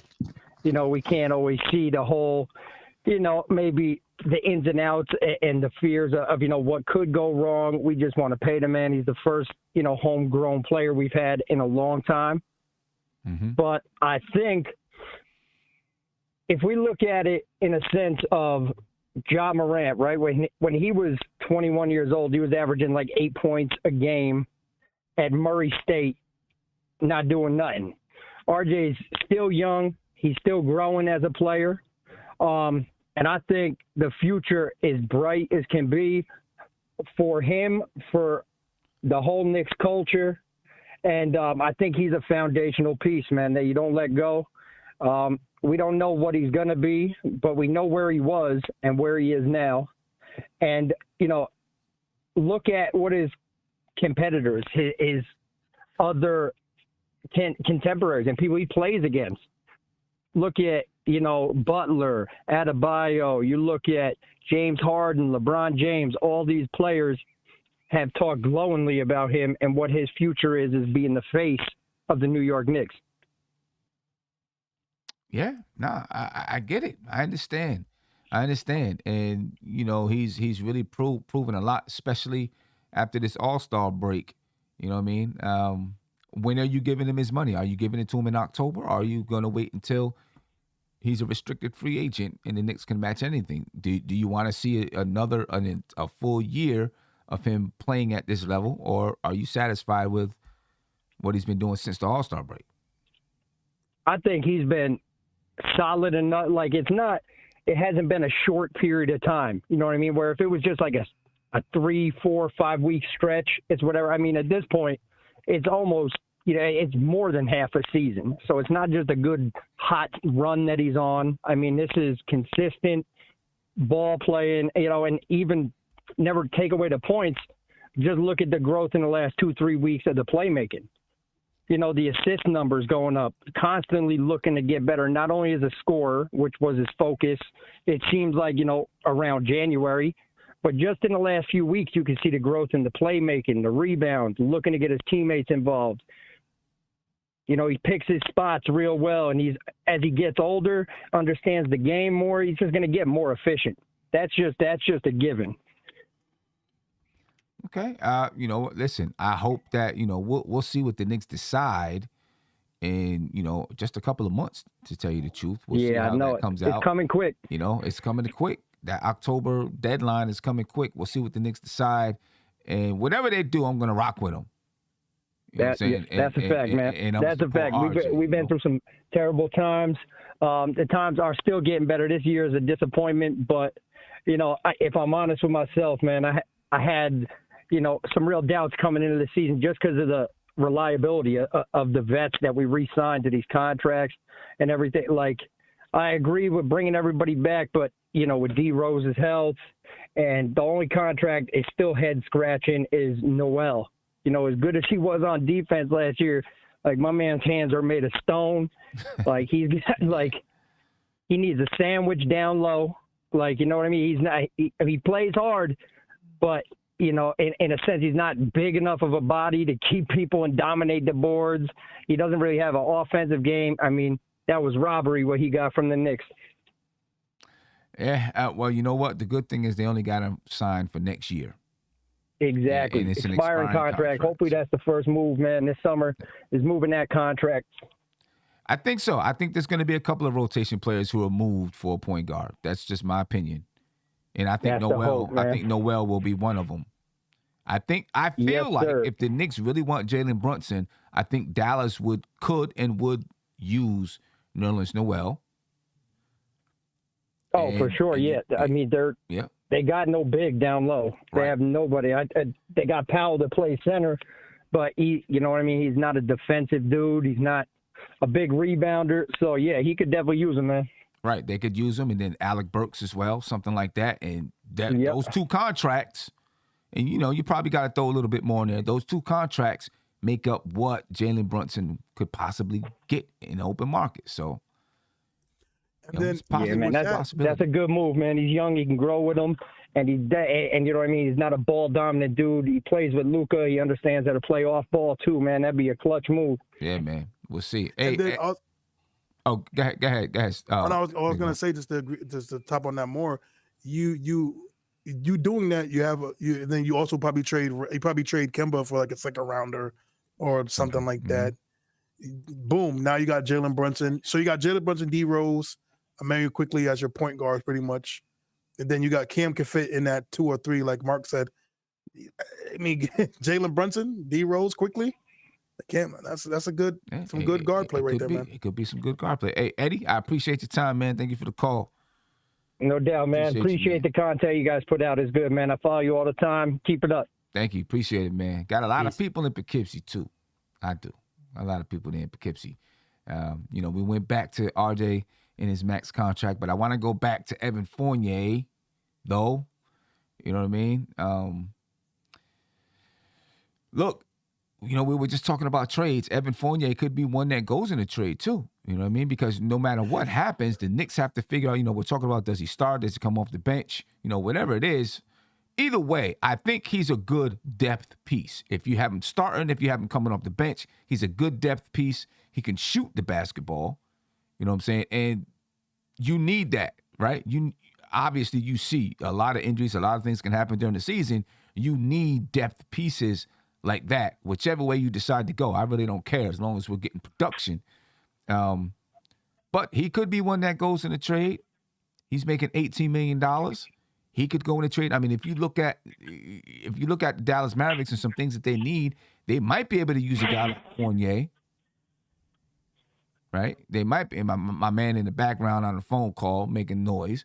But they might be able to use a guy like Fournier and Nerlens Noel, you know, to try to fill out their roster with depth pieces. You know what I'm saying? And so a sign and trade could be possible with the Dallas Mavericks for Jalen Brunson. And some of those rotation pieces, I think, will go. And that could include Evan Fournier. You know what I mean? Let me go ahead and get to this phone call here. Caller, you're live. Tell me your name and where you're from, please. What's going on, man? My name is Daryl, man. I'm from New York, but I presently live in North Carolina right now. What's going on, Daryl? How you feeling? Ain't too much, man. So, I'm an avid Knicks fan. Been a Knicks fan for years. The only man I ever knew was my father. Worked at the hotel across the street, the Statler Hilton. And this was years ago, before I moved to North Carolina. I used to get a lot of tickets from him, man. You know, go to a lot of games. This is back when Hawthorne Wingo, Michael Ray Richardson, a lot of those guys. So I'm an older guy, right? Okay. So this is what I want to talk about. I've been pulling my hair out all year behind the blown leads, the terrible substitution patterns.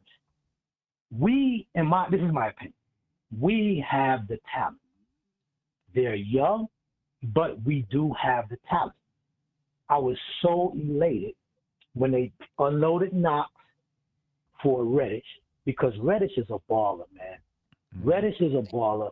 Reddish has more heart than Knox, in my opinion.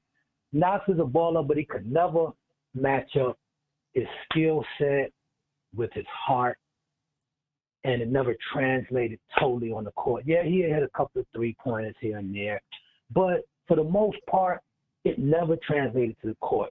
Reddish, in my opinion, is a different animal, man. He's a prototypical 6'8", wiry, long arm, small forward that in today's NBA can actually play three positions: the 2, the 3, and the 4. So the 4, in my opinion, is not a problem.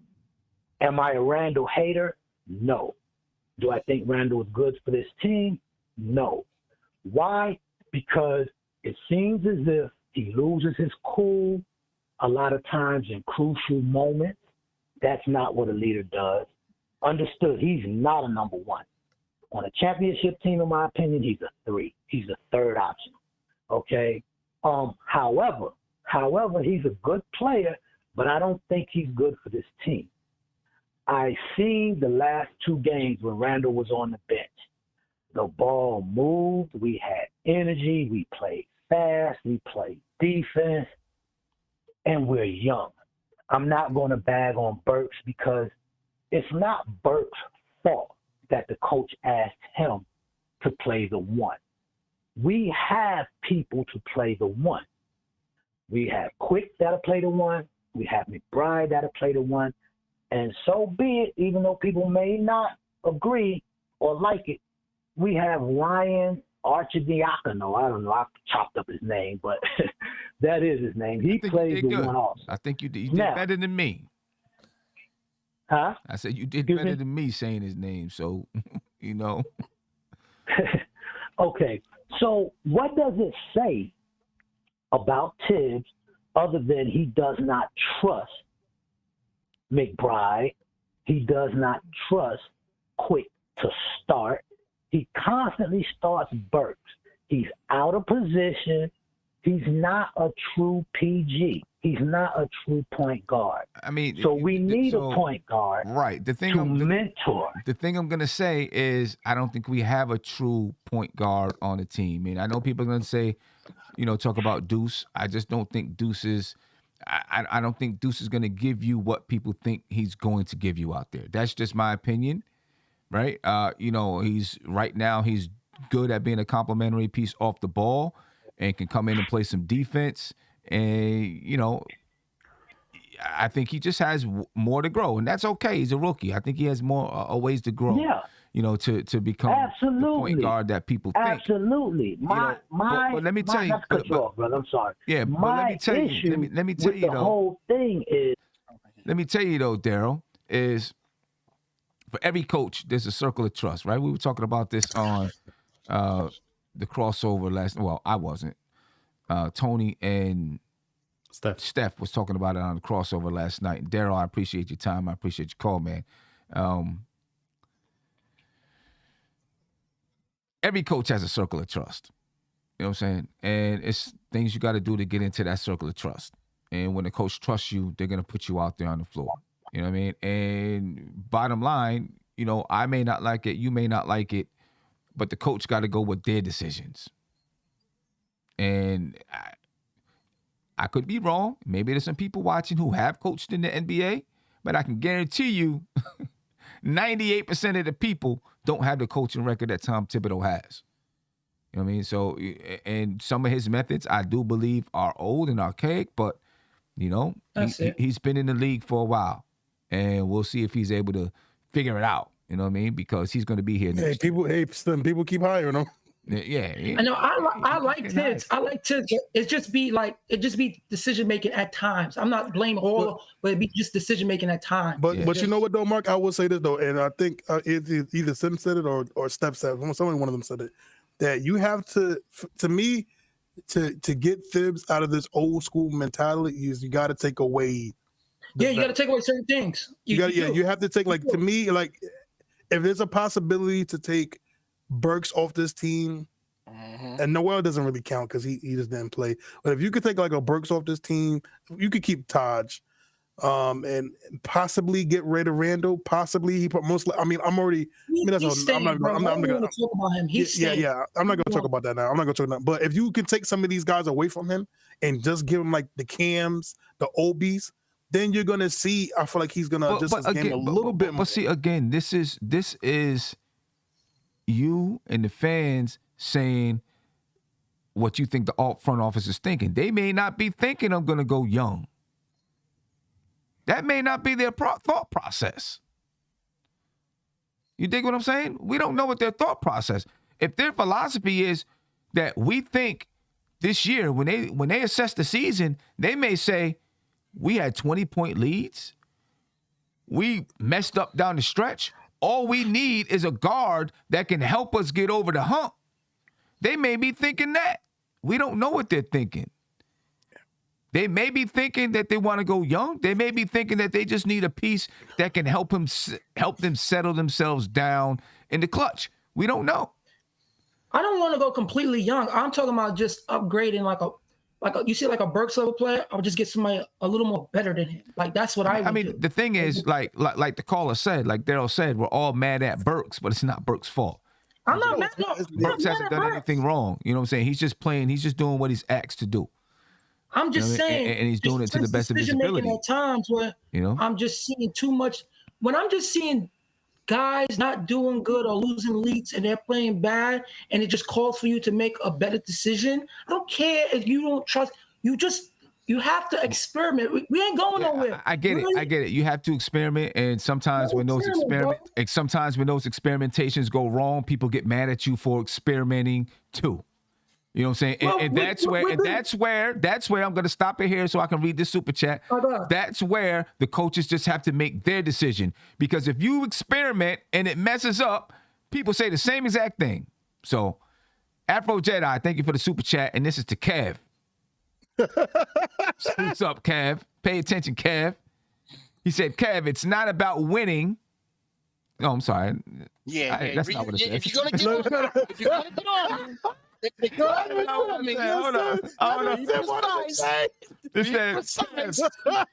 about having faith. It's not about having faith in RJ. It's money we're talking about. If we pay RJ now, we don't have money later. We can go over the cap to sign him if he hits free agency. And really, I mean, you have he would be a restricted free agent, so you can sign him for whatever somebody else decided to sign him for, and the max is $5,181. Well, for the extension, I don't know what the max would be once he hits free agency. I don't know what that. Yeah, we were also supposed to re-sign Jeremy Lin, and you saw how that happened, right? I'm glad we did it. Yeah.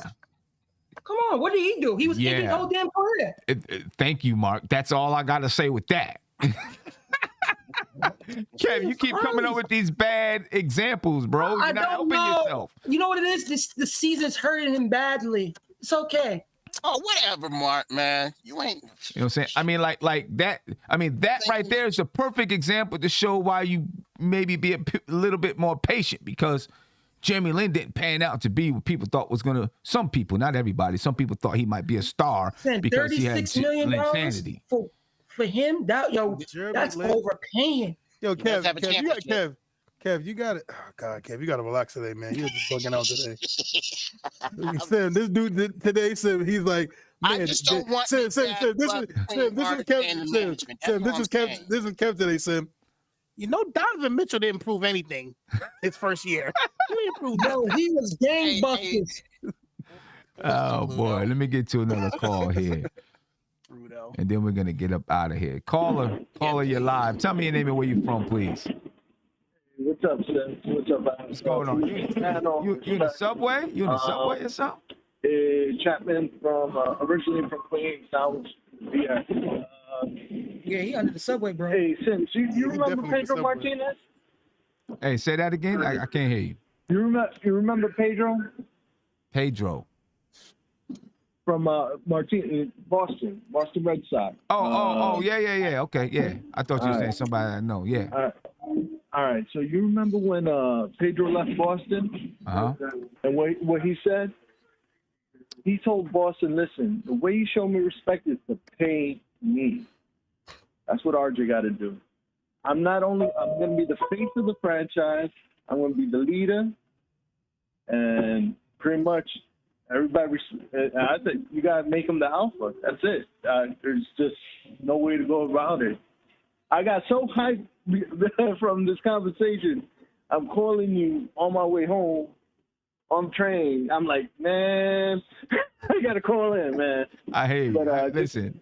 Hey, man, just want to show love and a lot of respect to you and all you've done. Just incredible, bro. I appreciate you, bro. Hey, I appreciate it, man. Be safe getting home, man. I'll listen to the YouTube and see what you think about that. All right, no doubt. I appreciate you, man. Be peaceful. Be safe getting home. Be safe getting home. This is why people be in debt. All I'm gonna say, you can't spin scared. All right. Listen, this is why people be in debt, because they make quick decisions when they don't have to. And you also can't be scared spending money. All right. You can't. Yeah, but you can't be stupid. Listen, yo, Sim, Kev gonna be. Look at you. Wait, hold on, Kev. You was one of the advocates of paying rent. And look at the whole Knicks organization. Look at the whole Knicks now. Everybody knows you're in there. No. Look at how everyone wants to pay him. And now look at the hate that he gets. You're comparing Randall to RJ? Are you serious? Are you serious? But Kev, these are two different. See if you would have said No. But wait a minute. No. But these. First of all, you can, because one, it's two entirely different contracts. You're talking about $36 million, $31 million a year in his first year, maybe possibly $40 million in his last year. Well, Randall won't get paid $30 million until his last year. Yes, those are two really big contracts. But because Randall got the contract, I mean, it was like boom, all eyes on him. What do you think is going to happen with RJ? Even though he doesn't get that money next year, it's still going to be all eyes on RJ. Yo, Sim, if he was like in a not say an efficient score. But like say if he scored like James Harden, he around 45%, but is prolific, you don't question that. He's not on that level. Okay. So you don't give him that type of money. Okay. You have to evaluate him as a player. Listen, he's good. He's a pillar. He's one of our important guys. Cornerstones. He's one of our cornerstones. Yeah. No, he ain't the cornerstone. Cornerstone to me is like Mark, he's a piece to the development. He's a good player, just developing. And listen, paying him that money, it's going to hurt him. Because if I see 181, I'm going to critique him the way I critique Randall. And his contract ain't even that bad. So you don't want me on his back. 181 is wild. Listen. State of New York. I would say this though, Mark. I would say this, that if you did pay him the 181, if you did, by the time that contract's over, he would be in his prime. Bro. We understand that. I mean, that's cool. We understand that. Bro. We don't know what that prime is going to be. That's what it is. Y'all are cheap. No, it's not that. CHEAP. Spell it. Come on. I'm frugal. I am frugal. I am just very, very money conscious. I am very frugal. I like RJ a whole lot. I want RJ to be the man. I just want to see next year. That's all. That's all I'm saying. Listen, if he became an all-star next year, you give him. But the dude had that type of a level game, bro. There's certain players that have it. And you just say, okay, I can go to You'll never be a stockbroker. You'll never be a stockbroker. Okay. You'll never be a stockbroker. Well, Mark, the only thing Mark I would pull back from that is that every player is different. So, and we talked about this before, right? Every player, of course, you're gonna have the Josh, you're gonna have the Lucas that off the pay, you could just see. You saw it the first time they stepped on the court that these guys are gonna be the $200 million future MVPs. That's it. But then you got the guys like Paul George, Kawhi, Jimmy Butler. Okay. You have those guys that, hey, it takes them a couple years. They have to be in the system. Paul George 3.5. Yeah, people don't remember, Danny Granger was the man. And it took he got hurt, and that's when Paul George stepped up. It took a Danny Green injury for Paul George to step up. And it took Kawhi, finally taking his lead over Tim Duncan. And it took Jimmy Butler under Tom Thibodeau a couple years to become that guy. So Now, it's not, hold on. It took Jimmy Butler a while, but the thing is, he had D Rose, he had Boozer, he had Noah, bro. Yeah, so he had a winning team, bro. Yeah, but again, right? He had the winning team. You had D Rose, you had Carlos Boozer, you had Joakim Noah, you had those guys. So his development, he could slowly do it like gradually. RJ, to me, and this is the difference between RJ right now, between those guys, is that RJ's doing this, being the second option. Last year, he was the second option on our team, and he proved that at 20 years old, that on a playoff team, this is what he has done. This is facts. On a playoff team, he can be a second option on a playoff. Okay, so this is what I want to see. I want to see the season, not right? To play this man. What are you talking about, Kev? We're having a conversation. Hold on. Go ahead. One at a time. I want to see a season where he's consistent. I want to see a season where he's consistent, mostly through like 50, 60 games for me to give him that type of money. He's playing good at the half, but if you go back to the first half, he has 10 or plus games where he's just bad, bro. You cannot have that type of player and think about giving him 181, bro. You have to be a high level consistent player to even command that, bro. 181 is listen. People don't even want to pay Ben Simmons that, and RJ's don't even have the type of accolades that Ben Simmons got. So why would you think about giving him? Ben Simmons been the way? Bro, it doesn't matter. It doesn't matter when Ben Simmons came out. Let me get to another phone call, man. Let me get to another call. We got people that want to chime in on this topic, big time, man. And get those people. Can you please get the likes that we have? Before Sim gets to that call, we have 356 people. We have the show, man. Come on, we got the legendary Who's Mark. We got Kev. We got Andy. He's been smirking and he hasn't been talking for the whole half an hour. He just been smirking. We got Sim, Podfather. First of all, my name is not Kev. Come on, let's my get name those. is not Kev. It's Cornerstone. Shut up, Kev. All right. Okay, Cornerstone. Okay. Can we all get those likes up again? We have 360 people. We only have 165 likes. My man Sim doesn't ask for anything else. Let's get these likes up, please. Let's go. Come on. They probably not liking it because y'all keep talking over each other. But anyway, let me get to the caller. Caller, you're live. Tell me your name and where you're from, please. OG Sim. This is State. What's going on, State? I got that right on my laptop. Love the combo y'all having. Pay RJ his money. First of all, I was subjected to last summer, and my fault, OG Sim. Like, I love y'all convo, but I want to just lay the reasons why we pay RJ this summer. Last summer, we made the playoffs, the almighty 4th seed. We paid every single vet their money last summer. I did not want to pay Randall last summer. We paid him too. Y'all rewarded all of those guys off that almighty 4th seed for us to not make the playoffs this season, right? Then on top of the fact, you paid Nerlens Noel for y'all to be in the hospital. Who is y'all? My fault. I don't know who, but y'all paid Nerlens Noel to be in the hospital. I didn't pay nobody a damn thing. The New York Knicks did. That's understandable, but I'm looking at Nerlens Noel right now. He's in the hospital bed at my job. So now we paid all of these guys this money, right? And on top of the fact that you paid these guys this money, then we come back to this season, right? So hospital bed Nerlens Noel has barely played all year. You have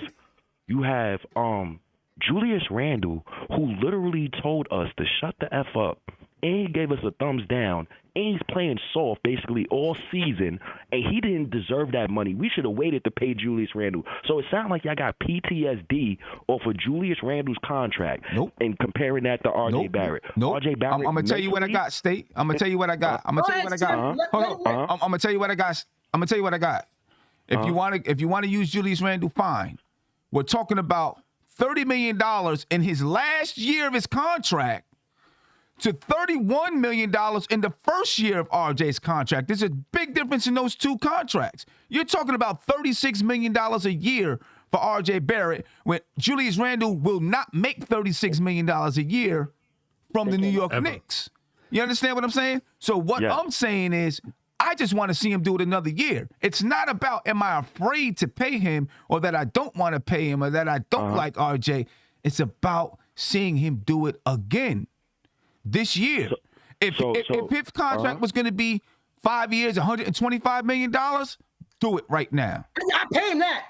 Do it right now. That's what I'm talking about. I'm talking about in the last year of his contract, he'll probably make $40 million. Get the hell out of here. That's what I'm talking about. So real quick, right? This is why you pay RJ 5 years, $150 million. Doesn't matter what the incentive is. This is why you pay that money. Hold on. No. Don't switch the goalposts. We're talking about a max contract. We're talking about a max contract. All right. This is why you pay RJ and Max, right? There's several reasons why. 2025, the cap room goes up to $171 million, right? 1.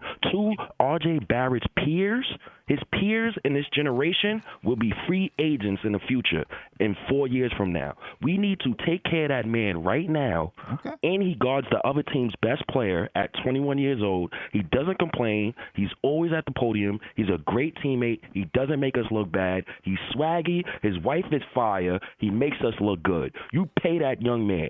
There's going to be a superstar in the future that will come to play with RJ Barrett. So we take care of him now, and we think about everything else later. See the problem that I had. 21 years. I'm not paying a role play that money right now. Sorry. No, the problem that Hold on, Mark. Hold on, Mark. All I'm saying is, Mark, right? You Porzingis fan. All I'm saying is, give my man RJ his money, pay my man, and then this summer, my last thing, and then I'm gonna get out of here, OG, because I see the nurse manager. I'm gonna go help her real quick. My last thing is, right? Wait, hold on. No. Let him finish. Mark. I don't want to hear you, Porzingis fan. So my last thing right now is, right? Fire Tibbs. Trade Julius Randle this summer. Love you guys. I'm out. Hey, State, before you go, I appreciate the work you do, man. Keep doing your thing. Keep doing your thing. I got threads on you, boys. Anytime, man. Love you guys. I'm out here. My brother State. Yeah. I mean, the thing is, man, the thing is what people don't get, it's not about not wanting to pay RJ Barrett. It's not it at all. It's about the amount of money. Everyone keeps talking about, with Julius Randle and the contract that he got. And what people aren't realizing, well, we've brought it up several times, when he gets this contract, all eyes go from Julius Randle to RJ Barrett. Everyone keeps saying they speaking in definites, like they got a crystal ball and they've seen the future on RJ. He's definitely going to be this guy. He's definitely going to bring players here. He's definitely going to, you don't know none of that. So you cannot base giving the guy $181 million on the fact that you think he's going to bring players here one day. That can't be, for me, that's not part of the equation. I'm sorry. I'm basing my 5 years, 181 or 5 years, whatever I'm giving him on his play, on his character. That's it. I don't give a damn about if he can bring another player here or not, because you don't know. That's nothing that you can't base anything on that. That's crazy. But bottom line, hold up. Bottom line is that when he gets this money, he's the highest paid player. The attention shifts to him. We have not seen how he's going to react under that situation. And I'm not saying he's going to fight a referee. I'm not saying that. You know what I'm saying? But you're still learning about the kid. So all I'm saying is let's see it another year. And he's a restricted free agent. So you still can pay him the max. Yes. That's all I'm saying. And to be very clear, Sim, before you go, Mark, be very clear, right? You can't beg enough because you have a player in Giannis Antetokounmpo who's averaging 13 and like 6. And he's a reigning defensive player of the year candidate at MVP. And he barely can get anybody to go to Milwaukee. So it's Milwaukee. Okay. Well, listen, and this is New York. And this is New York. No. And nobody wants to come to New York. Listen, exactly. I'm a deal with State because I got receipts on him. I don't like when cowards come in and say they cheat and then cowards come out. So I know Porzingis is a name that people don't like around here. I even said because I like receipts. And if you could go back to Sim Show, what I said about him, I didn't say we had to pay him. I just said I would like to see one more year with him. That's what I said.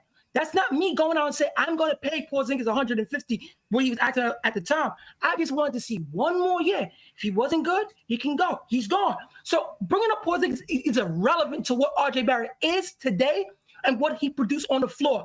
I am not giving a role player 180. He's not a role player. You're ridiculous. How is he not a role player? How is he not a role player?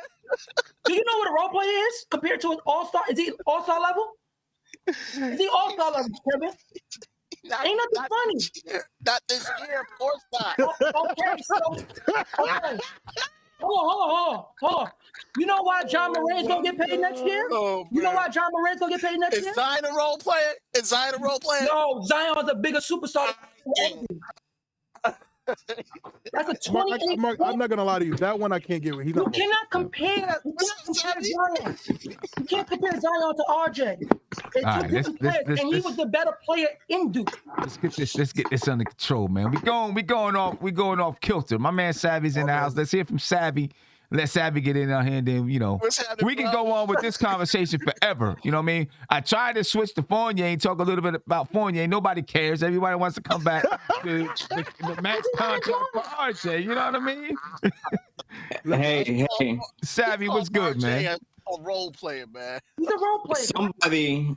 Somebody on this panel cares about Fournier. I'm not gonna say who it is, but somebody on this panel cares about Fournier. Just smile if you care about him. First of all, I'm sorry to be tardy to the party, but you knew I couldn't miss this one. I have not been following the conversation this far. I just tuned in. But I will say this in summation about RJ Barrett.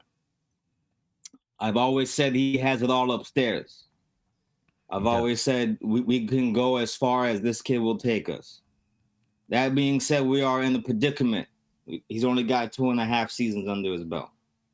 What he's done with that time has been an incredible feat because he's elevated to the point where he's just about ready to step up to the mantle of taking the crown and running with it. One thing I need to see him go tit for tat with a superstar on another team and keep us in the game. He already did that. Throughout the season, bro. I need to see. He's done that. I need I'm confused. to see. Oh, he went against who was James that Harden. superstar? He went up against James Harden. Okay, all right. And I watched. I seen it with my own 2 eyes. I watched the game. He went up against James Harden. I watched the games too. Similar stats. Went to that. Y'all not being honest, bro. Yesterday he went up. Let me say this, Isaiah. He went up with LaMelo. And let me say this, Isaiah. Right. This is what RJ has going for him that would make him deserve the money. One, he's a leader of men. He's a chosen leader. He wasn't dubbed the leader. We dubbed Julius Randle the leader. But who has risen? It's been RJ. RJ took the challenge upon himself from the beginning to say, I want to be the guy who can get us there at the end of games and close us out. He wasn't able to finish at the rim last year. Now he can do finishing at the rim in clutch times this year. He wanted to be a depoy candidate. Did he do that this year? No. But the fact that he took it upon himself to take the challenge to be a two-way player says everything about what he got going on upstairs, and I believe that he can get there. And he still has not lost his presence on defense. Another thing was that story that came out about him by the fantastic People's Champion reporter, Fred Katz, shout out to you, about New Year's and what RJ texted to Drew Hanlon. He said he wanted to take over. It's time to take it up a notch, okay? He took it upon himself to say, I need to get better. I want to aim for 20 points per game. And then what did he do following the All-Star break? He gave us those 20 points. Preach. All I need to see from RJ is go tit for tat with superstar players on a night-to-night basis where if the other player on the team, like Trae Young, like how Bogdanovich was cooking us, we couldn't stop them. We need to be able to look to RJ and say, RJ, we need you to keep up with that guy. Keep us up with that guy. We need to say RJ, go stop that guy. We need to say, hey, RJ, I'm sorry, we can't. I'm sorry, RJ. We can't sit you down right now Because if we sit you down right now, we're gonna lose this game. You are our only hope. Can you do it? And when he does it, night in and night out, to the point where we can't even take him off the court in certain moments because the game is just too close. So you give him so Savvy. So let me ask you. Let me ask you, Savvy. So how long do you need for you to see that? How long does it take for you to see that? Sim, I'm so glad you asked. This is what I propose. We give RJ a maximum 2 to 3 year contract, incentive laden contract. He's not taking okay. Because what we need to do is we need to evaluate exactly who we got. If he doesn't want to take it, he doesn't take it. We need to try. Okay? It's a negotiation. If I'm coming to the table, I'm saying, RJ, I'm ready to buy in to the RJ stock. I'm ready to put all my chips into the middle of the table, but I need to see exactly what we're dealing with. I will give you an incentive-laden contract where you can earn all the money based on your performance. Yo, that is not how it works, bro. That does not happen. That's not the NFL. I want to give him. Actually, that's not true. If you look at all these guys' contracts, they have all kinds of incentives in their contracts where they can make more money. There's incentives. I know they have incentives. There's a kicker in there. But, okay. Let me ask you this, Sim, because I haven't done enough research. I've been busy.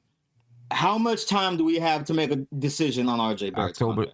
Well, you have October of 2022 before you got to decide whether or not you're going to give him the extension, and if not, then in 2023, the summer of 2023, he'll be a restricted free agent where you can match any offer. Pay that man. I'm dangling him. Listen, hey, guess what? Pay that man. Guess what? He has it all upstairs. He gets better every single year, and he never gets lazy. He embraces the challenge. Pay that man. Also, by the way, I just wanted to say, Savvy, also, by the way, Savvy, so this is the thing, right? So RJ had 36 against LeBron and the Lakers. He had 46, his career high, against Jimmy Butler and the Miami Heat. He's dropped 30. He's dropped 30 a couple times on Luka Doncic and them on the Mavericks. So yes, sir. He's going against these quote unquote superstars, and he's getting good points. So again, why not pay the man? When we play the Golden State Warriors and Steph Curry is raining hellfire 3-point buckets on our heads. He didn't have a good game against us, by the way. He didn't listen, have a good bro, y'all pay whatever y'all want to pay, because when it turns out, I'm gonna be back here and say I told you so, just like I told you so about this season. Because this is just strength. Well, we can say the same thing with you, Porzingis, right? This is like, listen, do y'all listen to yourselves, bro? We have a year to see what he can do before he deserves that type of money, bro. That's 181. He has to be. October's not a year.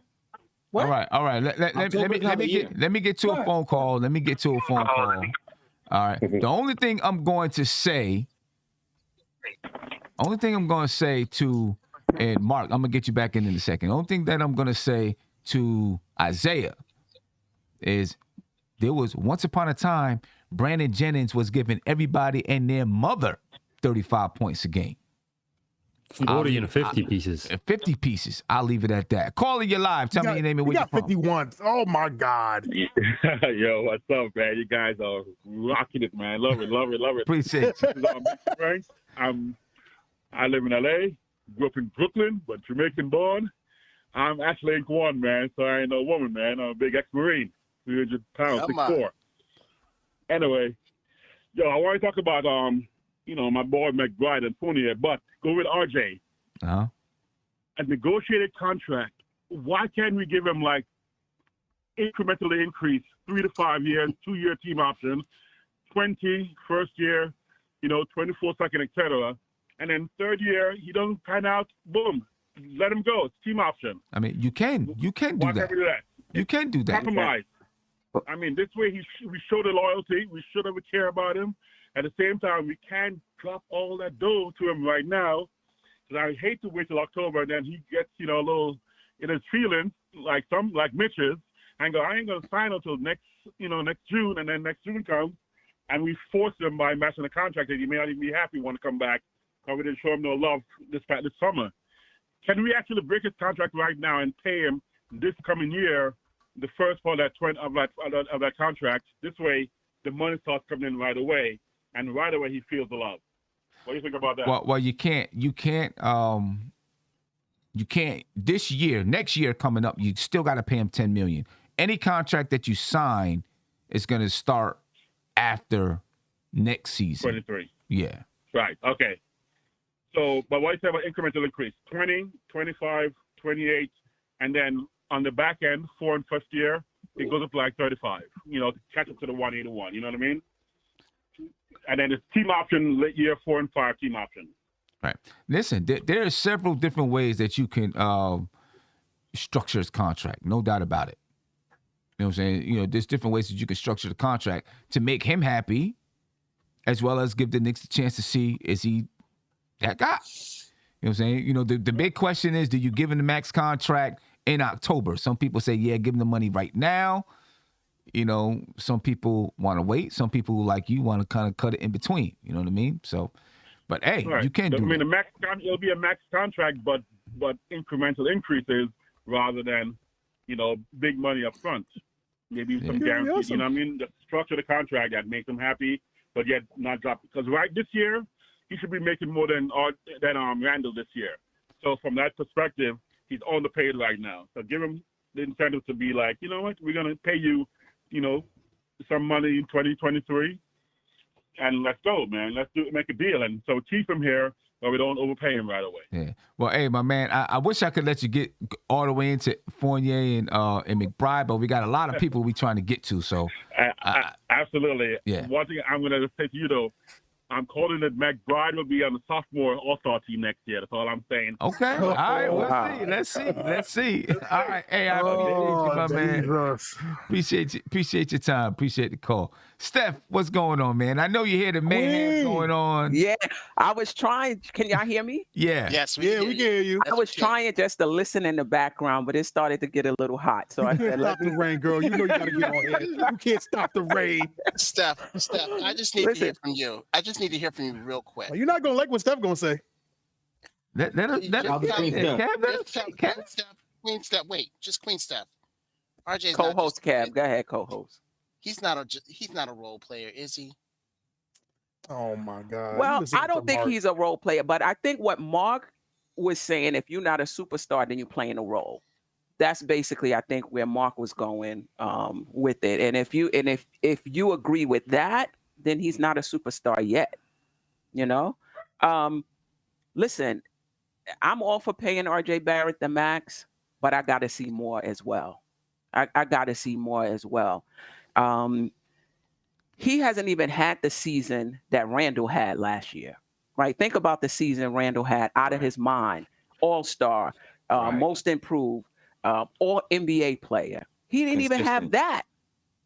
And he was consistent for the entire season and fell off a cliff. Now, I'm not saying that RJ is going to fall off a cliff. But what I'm saying is there's nothing wrong with waiting for him to get to restricted free agency. I don't think we're hurting his feelings. Like Building Root says, if somebody offers him a max contract, we can match it. Do you think he's going to get his feelings hurt that we matched the contract and we didn't sign him and be disgruntled and not play the way he's been playing? That's a great point. I don't think so. That's a great point. And especially, Steph, when it doesn't matter if he signs it in October or July, the contract don't kick in until 2023, 2024. Anyway. So he don't miss a beat. Yeah. I just think that we extrapolate. We see a player now and we extrapolate out in terms of what this player will be. And I just feel like as Knicks fans, and as we've been burnt so many times, including Julius Randle, it doesn't hurt. Like, it doesn't hurt to wait and see. I want to see RJ be more efficient. And I don't even know if we're going to see if he can carry a team until Randle is off the team. You paying somebody $181 million, you got to be the best player on the team carrying the team. Yeah. And you could say, oh, look how well he's playing now. We in the 12th. Well, now we in the 11th seed.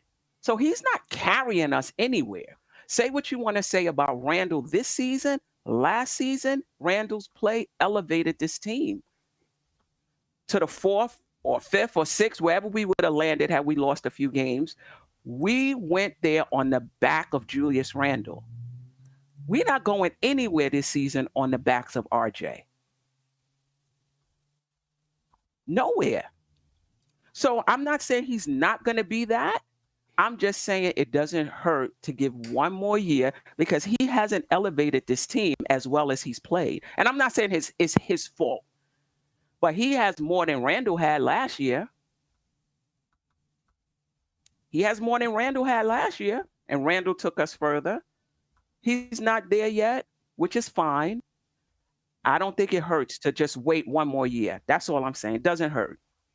That's where I'm at. I don't see it. I don't think it hurts at all. Kev, yeah, I see. You know, you don't like what you heard, Kev. So go ahead. Can I throw in a point of contention before Coney Stone comes and blesses us with his disappointment right quick? I think something that we really see in RJ that we can bet on going into the future, because we saw his rookie year, was that he has a sensibility about him about how to facilitate an offense. No doubt. So even if he is a role player by definition of not being the superstar, he's at least a role player plus because he can be asked to do multiple things on any given night. He can be asked to score. He can be asked to ISO when we can't get a bucket. We can ask him, hey, you need to get us a bucket right now. I have seen him do it. I've seen him say, no one is scoring. I'm taking the ball. It's me and you, and I'm going to take it to the rim, and I'm going to score this ball. I've seen that happen enough. I've seen him facilitate other players and get them involved enough. I've seen him from way back come in and say, I want to guard that guy. The guy who's red hot on the other team, I want to guard him. I've seen him be accountable to himself. He took it upon himself to take the challenge and said, I wanted to be a Knick when we were steaming hot, dump-like. Okay. Well, are we paying him for that though?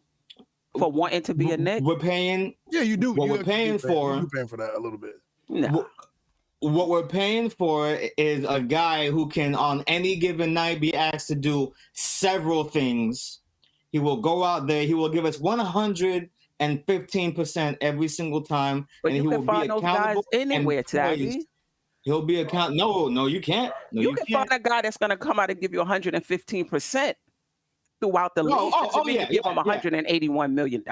In terms of just effort, but to lead the team, to facilitate, and to take accountability, and to hold himself accountable, they call him the Maple Mamba for a reason. Listen, no disrespect. No disrespect.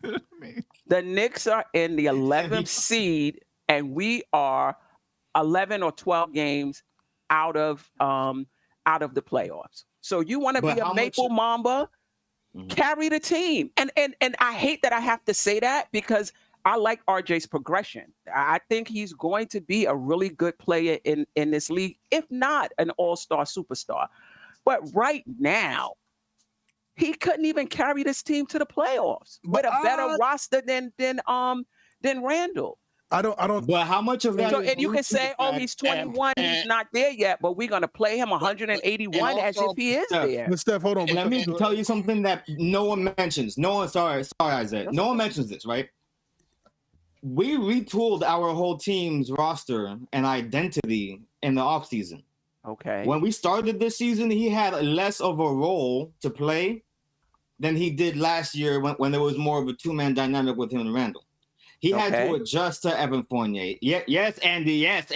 He had to adjust to Evan Fournier. When he started popping off, did we start winning then? When he came into his own, did we start winning then? When he came into his own? Did we start winning then?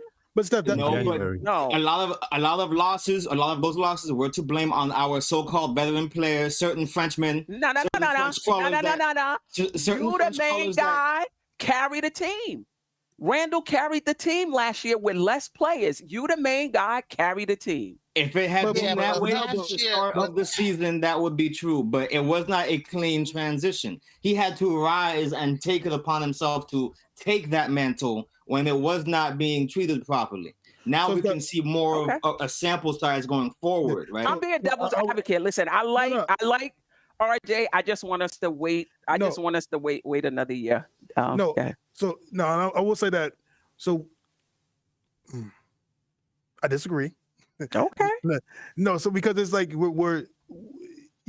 know what you're saying. I do understand what you're saying, but I also it's so much context into that because it's, to me, our losing was more. Me personally, our losing was more based on Randall and Thibs and their substitutions and how Randall played. Because again, and there you go. Hold on, Randall is our leader. He's almost paid. I know, but that's but that's exactly what she's saying. You want to pay him to be the guy off of, and you're saying he's doing it right now. He's carrying the team right now. But now you're saying the reason why the Knicks are losing is because of Randall, because Randall was the number one guy, because Randall didn't have a good season. If RJ is the guy that's carrying the team, then it should be RJ that gets that responsibility, right? So that's why it's saying. That's why. But I also said Thibs though, Sam, because I also said. I know, I get that. I get that. But you brought up Julius Randle. Right? You brought up Julius Randle. So that's why I'm in agreement to waiting another year to see him do this. That's all. That's all. Because right now, it's not his responsibility. If he continues to do this and then you go into next year, he's going to take a bigger part of that responsibility. How does he respond with more eyes on him? How does he respond with defenses more geared to stop him rather than Julius Randle or Evan Fournier or whoever? How does he respond? Because next year, eyes are going to be on RJ Barrett more. How does he respond to that? How does his game go? Does it go up to another level? Or does he continue to average 26 points a game? How does he respond to that? And so you have a year and you have the luxury of matching any contract. That's why I think it's smart to wait a year, because you have the luxury to see how he responds. That's where I'm at. Let me get to Andy. Andy, go ahead. You had your hand wave. You've been waiting patiently. Yeah, listen, I was waiting patiently because I loved how Savvy, tried to jab at me and at my boy Fournier. Savvy, I'm just going to say that Evan Fournier is shooting a higher field goal percentage than RJ, a higher three-point goal percentage than RJ, and his plus-minus is better than RJ's. I wish we would pull these stats in January. Savvy, I'm going to prove those stats after the whole 82 games, bro. I'm going to have it like I told Sim. Black font, because you read basketball on white background so everybody can see it and read it. And I'm going to do it, bro. And I'm just saying this only because everybody's jabbing at Fournier, no matter who, RJ, Randall, whoever. Everybody's jabbing at Fournier. But okay. So okay. Andy, wait, Zay. Hold on a second. First of all, Andy, why the background got to be white? Because the font is going to be black. It's going to be the best contrast, bro. No.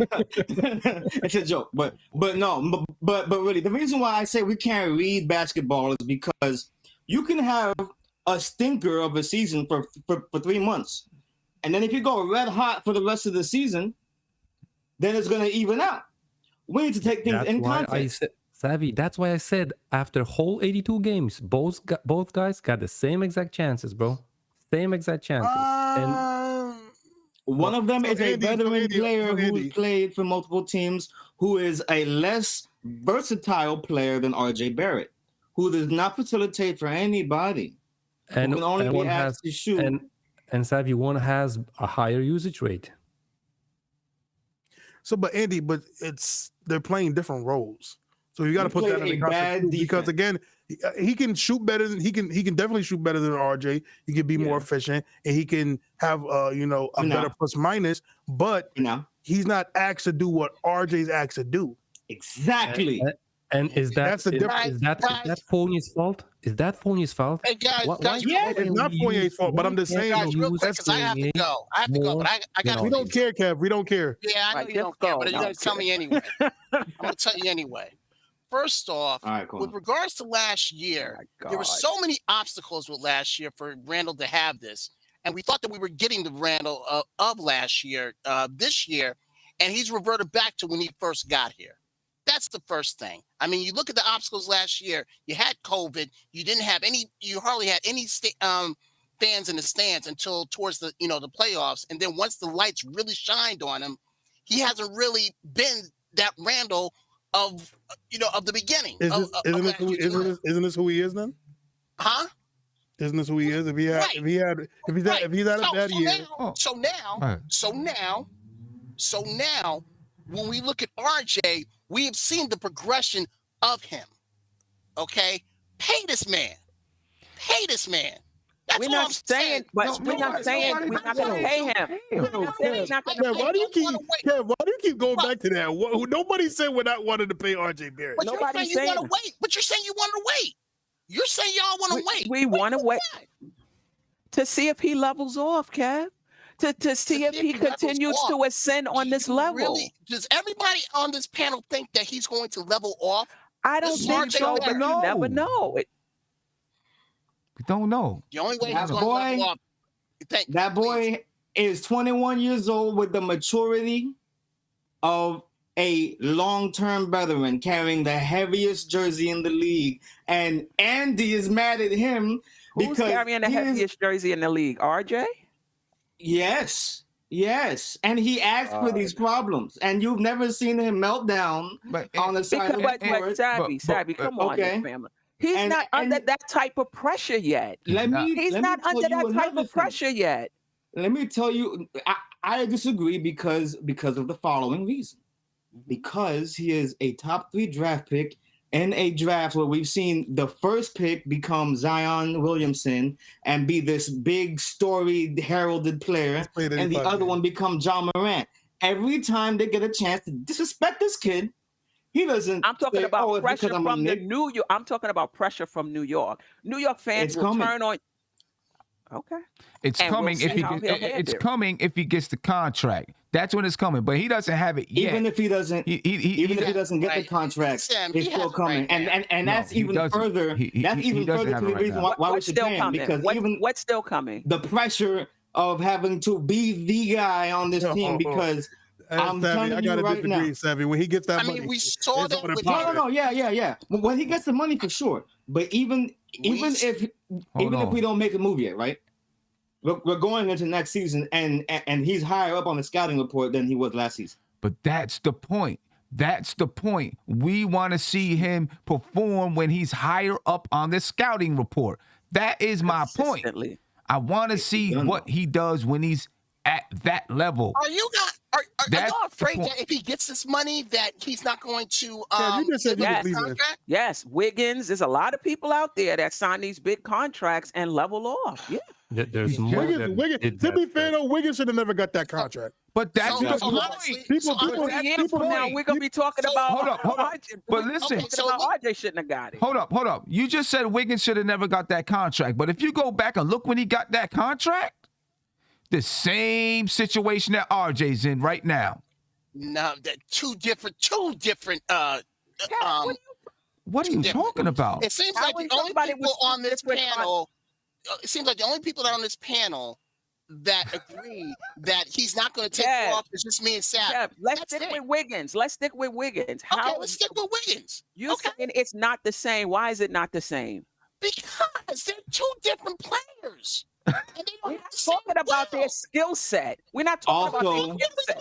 We're talking about both of them were popping at the same time. The organization wanted to get ahead of it, thought that he was going to continue to ascend, gave him that contract, and he didn't. Listen. Hold up. Andrew Wiggins, in his 3rd year in the league, averaged 23.6 points per game. All right? He shot 45% from the field. He shot 35% from the three-point line. He got a big contract. The next season, for the same exact team, he averaged 18 points a game. He shot 44% from the field. He shot 33% from 3. And then the season after that, for the same team, he averaged 18 points a game. Shot 41% from the field. And he shot 33% from the three-point line. And what has always been his mantra? That he was a lazy player. No, you but think RJ's a lazy player? Listen. The fact is this. He got a contract in his third year, got a max contract. They paid him whatever they paid him. The next couple of years, he tapered off, right? They ended up trading him to the Golden State Warriors, right? Ends up being a good fit for him. He's still under that contract. You know, he's averaging 17 points a game. He did make the All-Star team. All we're saying is let's see it again because RJ Barrett not even averaging that. I think people on this panel are just afraid to spend money. That's what it is. Except for me. Okay. I'm just saying, if Andrew Wiggins was on this team at that time, you would have said pay him. Right. Andrew Wiggins had players on that team that were able to help him elevate his game and take away some of the pressure. RJ doesn't have that. RJ is the guy that elevates other people's game. Case closed. Guys, how is he elevating? And we in the 11th spot, 12 games out. He's much more of a facilitator. Queen, he's much more of a hold up. He's much more of a facilitator. Guys, I have to go. Queen, I love you. Guys, I love you. He elevates the game. Hold up. Too many people talking at one time. Nobody can understand. Kev's trying to leave. You're trying to explain. We got to let one people go at one time. Exactly. So I love y'all. We'll talk about this more. Peace. Okay. Savvy, who is he elevating? This team is not making the playoffs. He was so one of the elevating. He was one of the earliest players on the team to find Obi on offense. He was one of the wait. You asked me a question. We might as well just stand on the corner and give out money. I mean, if this is why we paying him because he passed the ball to Obi. You asked me a question. I'm trying. All right. Wait. Let me say something. I will say something, and I will say this about what Savvy's saying, which, okay. Do I think RJ makes people around him better? Me personally, I think he does. Now, when I say that, it doesn't always equal to winning. It doesn't always equal to winning, because that's like saying LeBron makes everybody better, but they almost in the same boat as us. And I'm not comparing RJ to LeBron. I'm just using that as an example of saying that. That's it.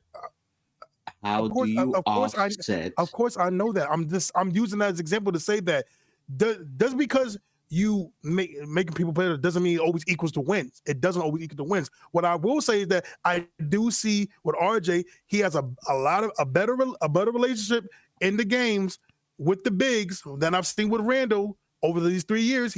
Randall has pretty much zero relationship with bigs. That's true. He has a better relationship with the perimeter players. But I also see that with RJ too when he does his driving relationship. What do you mean relationship? Like a emotional relationship? No, I'm basketball relationship. I'm talking about basketball because he has no chemistry with any of the bigs.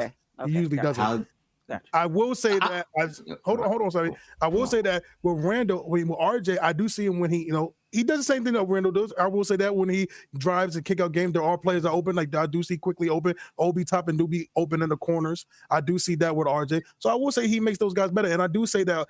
I do see when RJ has the ball in the hand, when he has playing with those bigs like Obi and them, that I do see Obi cut a little bit more. I do see that he dumps it off to Mitch because he's the only guy that honestly dumps it off to Mitch. So I do see these things. So RJ does do those things, not at an elite level, but he does it good for his age. And I will say that about him. I don't know if he's the only one. I have a question for the panel. Hold on, one at a time. That's all I'm saying. I have a question for the panel. Hold on. I didn't even get a chance to hear what Steph said because people keep talking one at a time. Put your hand up. Just put your hand up. You can be recognized instead of talking over top. Go ahead, Steph.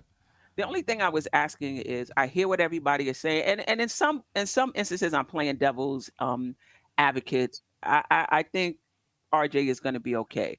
But all I'm saying, Isaiah, is all of the things you talk about. He passed the ball to Obi. Can we watch for another year? Are you against seeing him for another year before you give up $181 million? I mean, me personally, I'd rather just pay him now. This is me. I'd rather pay him now, get it over with. To me, I'm good. I like what I see from RJ, and I do believe that from what I see right now, from his projections, I think that contract will be fine.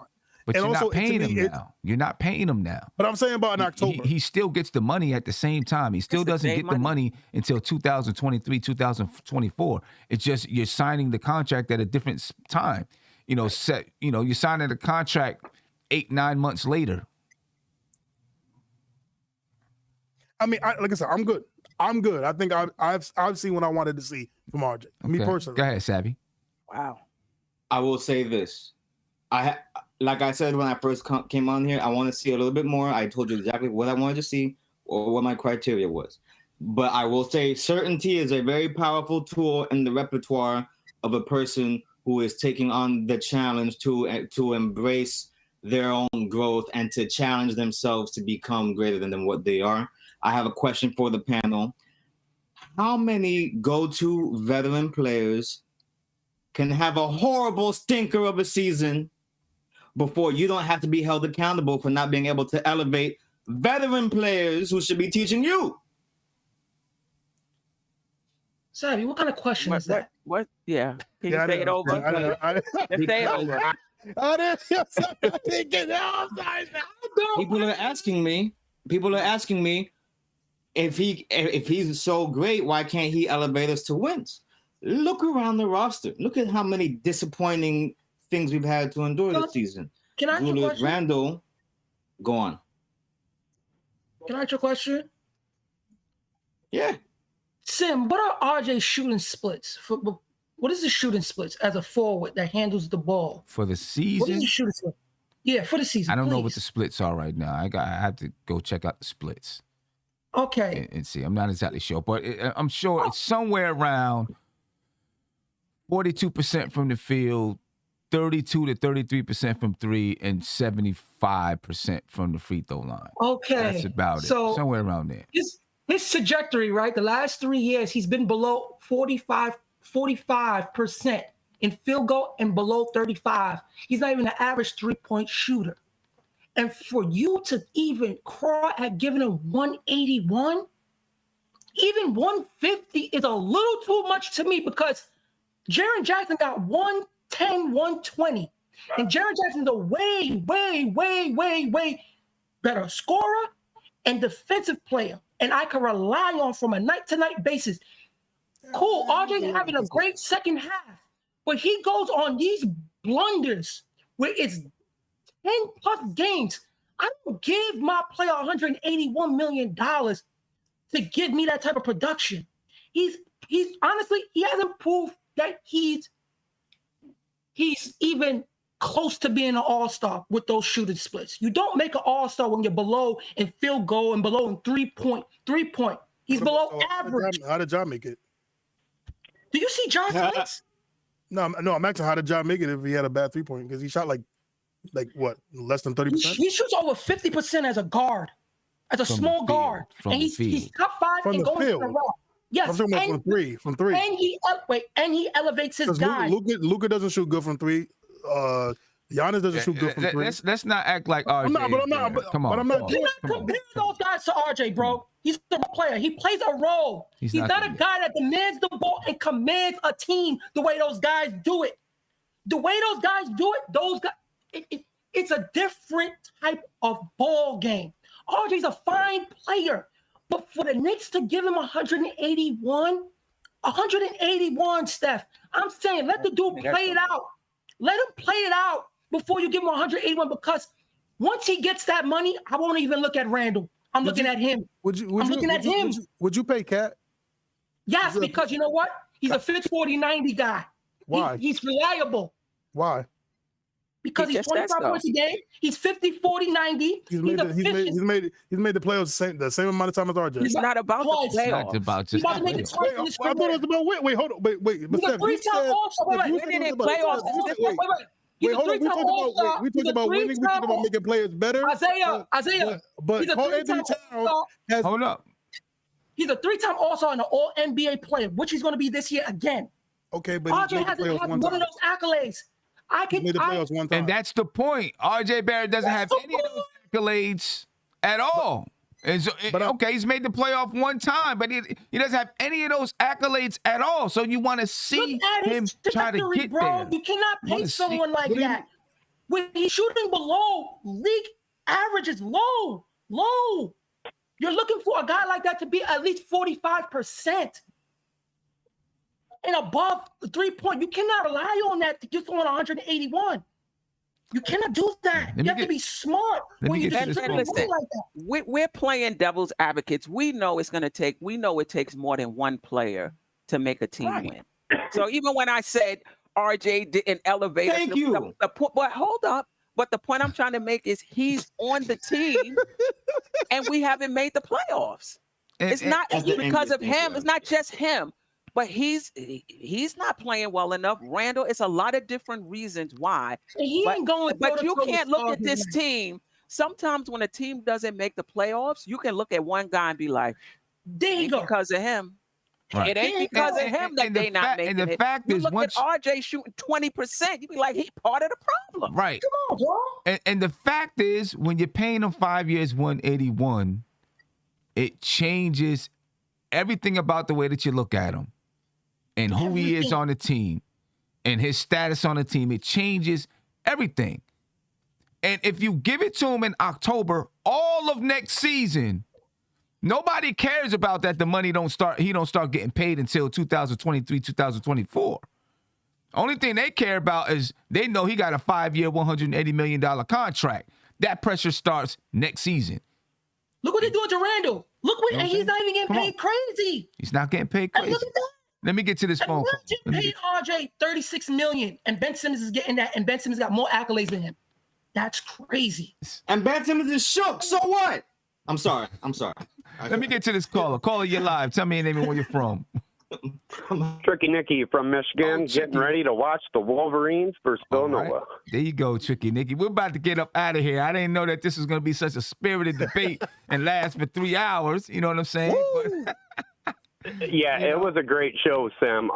Everybody made a lot of valid points. But I have to agree with Steph here on this one, and you and a couple other of the guys. You can't pay RJ. You can't pay him right now. The main focus in the offseason should be about Mitch. Anyways, you got to sign Mitch. We got to see how RJ plays next year, if he can make an all-star game, if he can play well and from start to finish. He's known for his rookie season, his sophomore season, and this year to come off starting really slow and then turns it on at the end. I need to see him start really well, playing well from start to finish, make that all-star game, see how he plays with Mitch. You got to keep Mitch.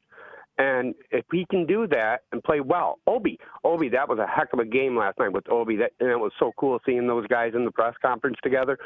You know, I think if we can see RJ become even more of a leader with that group and get a little bit better, make the All-Star game become a little bit more efficient, maybe 44% from field goal, and get his 3 points back up to about 37%, start hitting his free throws, then I'm giving the guy the max.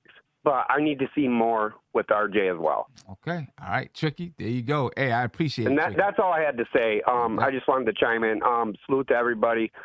Chat, good job on those likes tonight. You guys have a great night. Tricky's out. Go Hunter Dickinson. Go Michigan. All right. Appreciate you, Tricky. Let me get to a couple of super chats, and I'll get some last words from the panel. You know, hopefully the last words might last for another 30 minutes. You never know. Another round. Right. Robert McFall, thank you for the super chat. He said, we need a coach that has a vision on where he wants to take this team and a front office that will focus on getting the right players for that vision.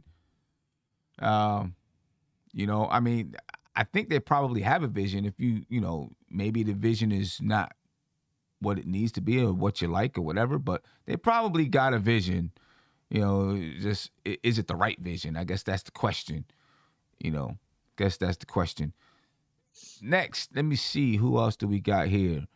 Heck Breezo, he said, this convo is why RJ should have been number one from day one. You know, if he was number one from day one, I don't know if you're still having, you know, you still might be having the same conversation, to be honest with you. He wasn't even number one in college. You know, because if he was number one from day one, he probably would still be shooting inefficiently from the field, in my opinion. So you would still be having this conversation. Come on. And then Frank Dunlap, thank you for the super chat. He said, if you look at this draft class, he's on par currently right now for the max.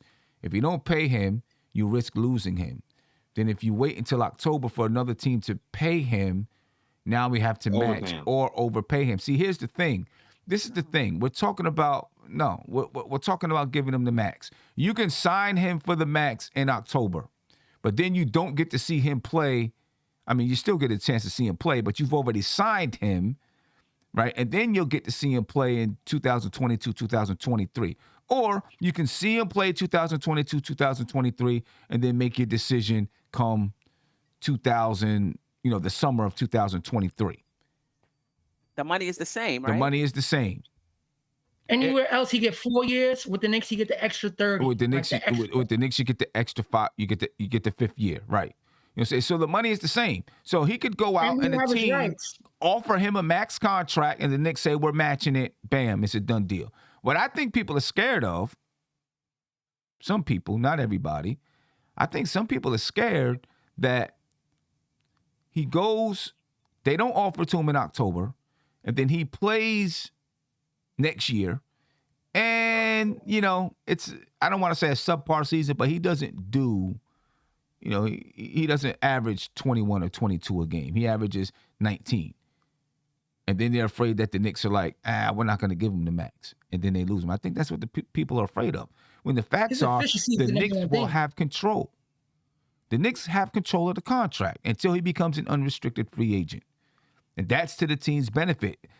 It allows you to be able to get a good assessment of RJ Barrett. That's all. You know what I'm saying? It allows you to get a good assessment. I don't know why people Cornerstone is like, well, you might as well trade him then. It's like, what are you talking about? We're just talking about trying to get a good assessment of RJ Barrett. That's it. I'm coming on the next show with a dunce hat. I needed a dunce hat for this show. But anyway, let's get some last words in and then get up out of here. This was a fun show. You know what I mean? Fun show. I'm going to have to go through and cut out all the parts where it was jumbled up. People just like rah, rah, rah, rah, rah, rah, over top of each other. But it still was a fun show. Steph, you got some last words for us? Yeah, this was fun, and this is what we're in for this long off season. We got a lot to talk about. It's going to be just like this, spirited. And it is. Sam, I'm glad your season is over. So when we need to go long, we could go long, right. like tonight. I just appreciate all of y'all, and we agree to disagree, but it's all love. Yeah, no doubt. Big Bubba, man. Go ahead. It ain't all love stuff. It ain't all love. I want to say, man, real quick, man, if this is your first time watching the show, this is what we do, man. This is why I wholeheartedly love this show. And,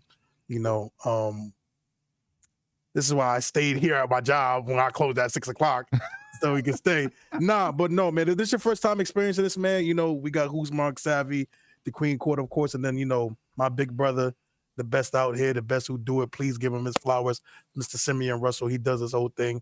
And, this is what we love to do, man. It's going to be great like this the whole summer. The Knicks suck this season, but we're going to keep it popping. But, this is why we do it, man. This is why we first all came on here. So let's keep it going, man. Yeah, appreciate it. I can imagine this summer because there's so much stuff to talk about and how the Knicks might go. It's going to be like this a lot this summer. Savvy? Sam, when you do that keep cut, oh my God. Keep him a dump. Keep him a dump. I'm going to tell you right now. I'm going to tell you, Julius Randle, you might as well do Julius I'm saving his till last. We got to build up the Julius Randle. That's going to be fireworks right there. Savvy, go ahead, man. You're going to set off a riot with that Keep Him a Dump episode. But I just want to say, NYK all day, NBK forever. Subscribe to the Dope Soul channel Queen Steph has started. Brand new channel, content control. I don't have the Podfather all in the videos. No, I'm kidding.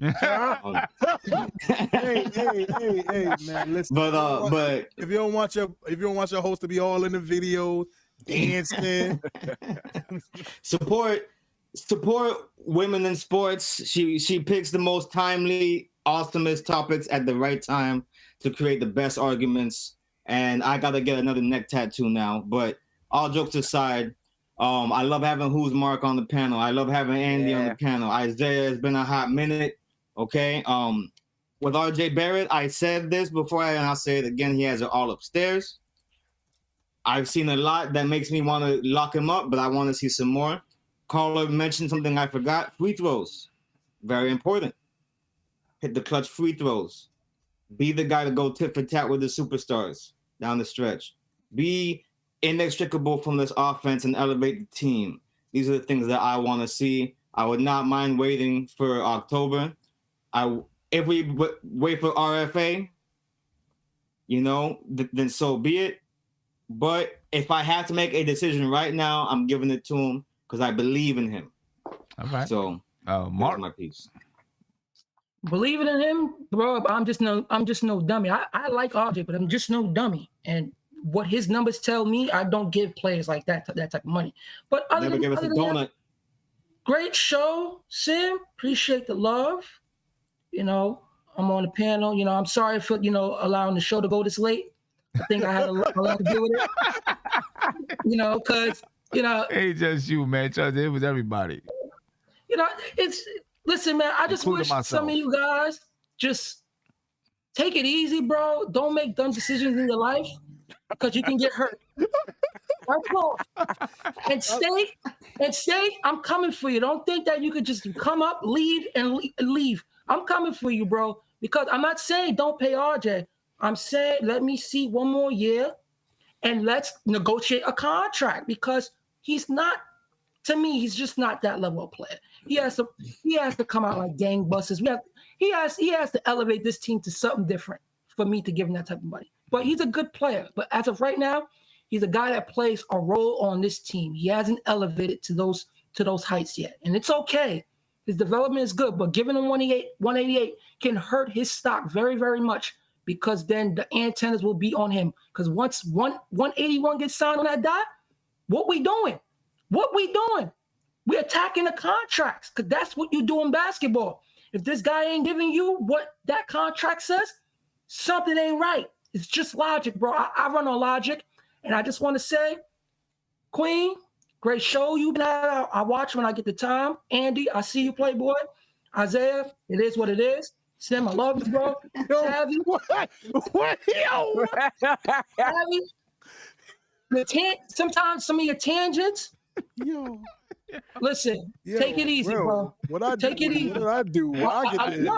I think it's a compliment, Isaiah. Yeah, because I know you so much, Isaiah. I don't have to give you a compliment. It's just, I'm playing. I know, bro. There's a connection there, so that's. Of course. I know, bro. I know. But thank you to the panel and thank you to the chat. I enjoyed myself. I'm sorry, I'm a little animated. Love you guys. You're good, man. Andy, go ahead, Andy. Sorry, bro. Go ahead, Andy. But thank you for backing me up, Queen. Thank you. Yeah, so listen, guys, one thing that I didn't mention at the beginning of the show, I said that I would probably extend, and I underlined probably because I think that actually RJ will get hurt if he's not going to get, and I'm not saying the max extension, just the extension quite early. I think the Grizzlies are going to extend Ja Morant, and if someone else extends a lower pick than RJ, it's not like he's gonna get really, really mad and he's gonna ask for a trade, but I think that's gonna hurt his feelings at least a little bit. That's why I think the Knicks front office should try to extend RJ, of course, for the lowest probable money for them, because it's gonna be easier to build a team around him. I'd rather give RJ more incentives in the contracts, for example, goals, like he gets the defensive team, the all-star team, the whatever, right? And just give him huge bonuses there. That for the team making the playoffs, for the team going to the Eastern Conference Finals, get him tons of millions of dollars there as an extra, right? Yeah, so as an extra, straight up 181. Just like Steph said, I think we still didn't see, everything that we would probably love to see for a player to be, paid that kind of a money. And I totally agree with Sim that when he signs that, autograph at the dotted line, actually, I don't think that even the number matters unless it's going to be like 110 or 120 million. Then fans are going to be like, listen, we cool with him. No matter. But if he's going to take even 150, He's gonna be. Listen, Amari had 100, and he was the 100 million man. Listen, 181, bro. Right. He's gonna be like, you know, We didn't kill him for half a year though, Andy. We didn't kill him for half a year. Never compare RJ to Amari Stoudemire. And That's the fans abomination. aren't I don't want to hear that guy's name ever again. Look what they did to Amari Randall. Stoudemire. Yo, How dare you? Steph is gonna turn on RJ so fast, bro. Yo, Sim, wrap this up, bro, because Yeah, man, it's like 10 minutes to 1 a.m. I'm gonna wake up for my whole family. Yo, send us home, Sam. Send us home, Sam. Send them home. Yo, get us out of here, man. Yeah, we appreciate you guys. We're gonna get up out of here, ladies and gentlemen. We're gonna get up out of here because we could probably go a whole nother 2 hours talking about this subject. We're out, ladies and gentlemen. Be peaceful, spread love, and I'll see you on the game preview tomorrow. This is NBK, nothing but Knicks. When Sim passed the assist, you know that it's #1 show that breaks down the game. If you can't play defense, stay out my way. Dribble the ball, come down the lane. 5 seconds on the shot clock. Who gon' win us the game? You wanna hear Nick updates and trade rumors? Post-game reviews, this the place you tune in. So tell a friend just to keep the ball moving. Like the page if you feeling the movement. Every game we coming to win. Give us a sub like a player that came off the bench.